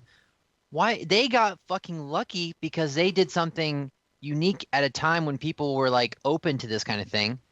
Why do we still give a fuck about these stupid characters? I care because in regards to the world of I care too. I'm just saying like a rhetorical question. Well, I'm answering. The reason that I care is that the lowest common denominator of the systems is usually where the innovation shoots for, because they're worried about cross releases and whatnot. And if Nintendo stops trying to pretend that they're part of that, which I don't know if they've actually tried, but everyone else wants them to be. But if they stop trying to be part of the big three systems and just kind of drop out and say, hey, we're something else. They've been trying to do that for a long time. I'm happy with that because then you can just let the innovation keep rising and we get bigger and better, more cinematic and blah, blah, blah games with crazy stuff. And just let Nintendo do their own shit because they're good with that. Maybe I'm just being an annoying guy because maybe they're trying to figure it out too. they're trying to figure it out, and I'm sure shit goes wrong sometimes. I guess I don't know. I'm just got too caught up in it. I don't really think they're trying to figure anything out. I think they think that they've figured it out. And no, that's the marketing. They want you to think they're not sweating under their shirts, every time they come out on stage. Every new person in every. It's just like the real market. If people start getting worried, then they start like bailing out of everything. Sorry, Curly. No, don't they kill you in Japan if you fail at like a market? I feel like there's just a whole bunch of like lemmings, Nintendo CEOs that are jumping in. It's gone in a very. It begins with racism. It ends with racism. I love it. Curly just likes that because he thinks for that Sony thing that went bad, all the CEOs just killed themselves with swords. Yeah, they all fell on a sword. Brad, the new crop walked in over their dead body. Yeah, I don't. I think the only thing that holds me being angry, not angry. I guess I'm not angry. It's more of just like the reason that I'm so passionate about it is that, I mean, Nintendo's a part of my life. It's always been. I was born with it, and I grew up with it, and it shaped a lot of my existence. I call that what it may, Yeah. And I kind of don't want to see a world where that Nintendo has a real console in the market. It kind of saddens me, but it may be the best thing for them and everyone else. It's so tough because I don't know who exactly said it when asked about it, but basically Nintendo said when we made the switch to HD, our development time doubled, and that is not a good sign.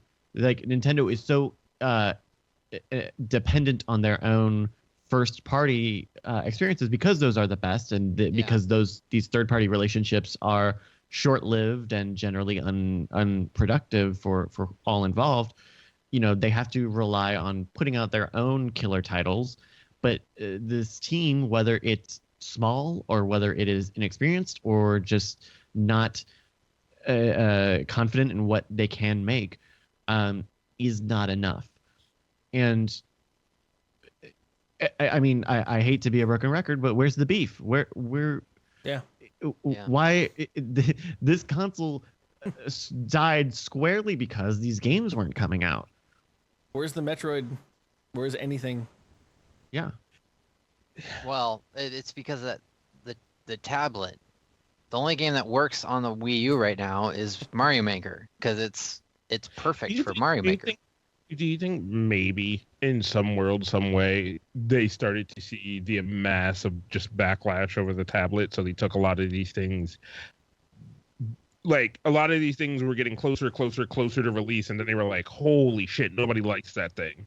And all of these that games can't are be it. super dependent on it. But then you would just not use the tablet. Like there are a number of examples where the tablet is just a mirror of the main TV display. Yeah. There was tons of games that came out for the Wii that didn't utilize the motion controls. Yeah. Except for minor stuff. But think about like any wrap up for a console, right? Like when you initially get there, there's little use of the new device. Then there's kind of middling use of the new device. Then at the end, there's a like shit ton of use for that. I would disagree. Xbox tried to fight that. We're saying they went to developers way ahead of the development of it and said the Kinect will be part of the new Xbox. Develop for the goddamn Kinect. We are going to support you through the entire lifespan of this Xbox. And then within that first year, no one wanted the Xbox, and they said, well, now we're releasing the Xbox without it. So all those developers can shit on themselves. Look at the 6-axis. Like it's the inverse of what you described, Kaz. Is at the beginning, the developers were trying to use 6-axis as much as possible. Remember when Metal Gear Solid 4 came out, and Kojima was like, I'm gonna do 6-axis stuff, but I really fucking wish there was vibration instead. You had Dragon Lair, you had a bunch of uses for it, and then as it came along, it was kind of a normalized thing, but also just wasn't used very much. Right, but then I think Sony and Microsoft get it from two ends, right? Mm-hmm. Because they get it from the market end, where people are like, "Nah, I don't want the motion control bullshit. Like, no, I don't want your Kinect. Like, stop." And then they also get it from the development side, where developers are just like, "Dude, it's too hard to develop for that shit. It's costing me too many cycles. I'm not going to develop for that thing. So like, thank you, but no. Whereas Nintendo just goes, Is that going This is our paradigm now. Is yeah. that going to cost Sony with their new need to have a Neo mode and normal mode for every game that comes out? No, because I think you're still talking about traditional gameplay control experiences. yeah. You know, I think that is on some level part of it is all of the explorations into cameras and motion controls is based on the wild success of the Wii, which again was a very based on the first party heavy hitters of the Wii, and third parties and other people could not replicate it because how do you replicate a perfect storm? You don't do it by trying to do the same thing. And it ended up being a lot of wasted time and money and these vestiges of technology that someone put money into, so you can't just drop it, even though that's what everybody wants. No one wants Kinect. No one really wants PlayStation Move. And now these are being core elements where better technology could exist. Like for PlayStation VR. Imagine if PSVR didn't need to use Move controllers because there were no Move controllers to begin with and support now. Only would be imagine if you had to buy a PS4 and it only came bundled with the Move, and so it was a $700 system. There was that for a while, but Was sad. I want to know at what point in that meeting room where somebody was like, all right, you know, we could do the VR stuff, we could do this, we could do that, and then some CEO was just like, or just some upper management guy was like, can we use the Move controllers? Like, Yeah. can we clear out that warehouse somehow? If we hardcore go, you got to have that to have this kind of thing, you know, like, Which is just chasing money after bad money. right? You know? Or Yeah. good money after bad. Well, that was the PlayStation or the Wii U Motion Plus expansions that came out to it, where they added the accelerometer to it, and then they sold the actual controller that had the extra bit to it. Yeah. Like I know we're only supposed to be looking ahead to the coming year, but I'm looking ahead to that E3 after the one after this, where Sony's like, and we have 150 Sony VR is in people's homes finally. Finally. We got rid of all of you. People are stupid, each and every one of you. I got your money and your money. And it's tough. I don't want to get ahead of PlayStation VR and just cast such aspersions on it already, because from what I've heard, it's a very comfortable experience, and maybe it does work really well. But it needs to work with the current PlayStation. I know that's probably accurate in what's going to happen, but it has to. I mean, I know there's rumors about this stuff, but it has to. You can't have sold fucking pre-orders on a system that was supposed to work. And then I not. agree with that, but luckily I can afford to buy a new PlayStation when the time comes around. So I also don't give a fuck. You're not the average human. I know, but I mean, I know a lot of people that are, I guess, in the same bracket. I don't You're buy in your beer. 30s, Sam. That's what it is. I know, but I live very modestly. I pay very little rent. I live in a tiny hovel, and I buy very expensive things every once in a while. I also love Sam's first thing was, I don't buy beer. Yeah, how much? I mean, that's got to be. I don't buy cigarettes or beer. I kicked cocaine, thankfully. That was a big chunk of my money and time. I'm just. All right, we'll save that for the Sam's vegan podcast where he discusses his. I kicked meat. Do we have any expectations for the PC Gamer PC yeah. show? Fuck. I don't Half-Life know. 3. No, I don't nothing. remember there being anything big last year. I have literally no, and I remember there was no reason to watch it last year. I'm more excited about any kind of cool VR thing that comes out. It's gonna be all the little ones. It's gonna be like Activision maybe announces something, or it's gonna be whatever announcing a game that's already gonna be announced somewhere else. It's gonna be weird because Microsoft is really trying to push the Windows 10 store, which is I thought they gave up on that. No, they're redoubling down on it because they've got universal apps. Which is actually the kind of nightmare scenario that Steam was crying wolf about 2 years ago. And so I think it will be weird for PC Gamer to basically have a Steam convention, a Steam show, after Microsoft will lie and say they care about PC gaming again. I want to see what. Honestly, my biggest excitement for what's going on tomorrow or the next couple of days is really what Microsoft has to say about HoloLens. What they have to announce about that. If Shinji Mikami announces anything, I always beat Shinji Mikami games. I'll play through Evil Within 2, Resident Evil 2 remake. I'm excited for some fucking horror games, some Japanese horror games. So Fatal Frame 17. Let's do this shit. Fatal fucking Frame would be. Fatal Frame VR. Fatal Frame VR. Fuck. Fuck yes. Hold the camera to your face. Hold your gun to your side. Put on your diaper. Oh, put diaper on. God damn, that would be awesome. Oh boy. All right, if you guys don't have any other aspersions to this, I'm going to end the podcast here because it is fucking now almost 3 hours of podcasting. Yeah. We've now beaten the record for longest dkgWELP episode ever, and I don't see a point where I can cut anything out. Suck on that, 2017 Curly. I'll be watching this in 2017, so fuck you, 2017 Curly as well. Let's do 4 hours next E3. And this is, I also want to say this is actually going to be an episode that goes up on time. Yeah, you'll see this. You'll see this up tomorrow, easily. So you'll know how wrong we were about Microsoft and Sony. Then. Yeah. Well, I don't know if you guys want to come back next week and we want to continue the same people for E3 stuff.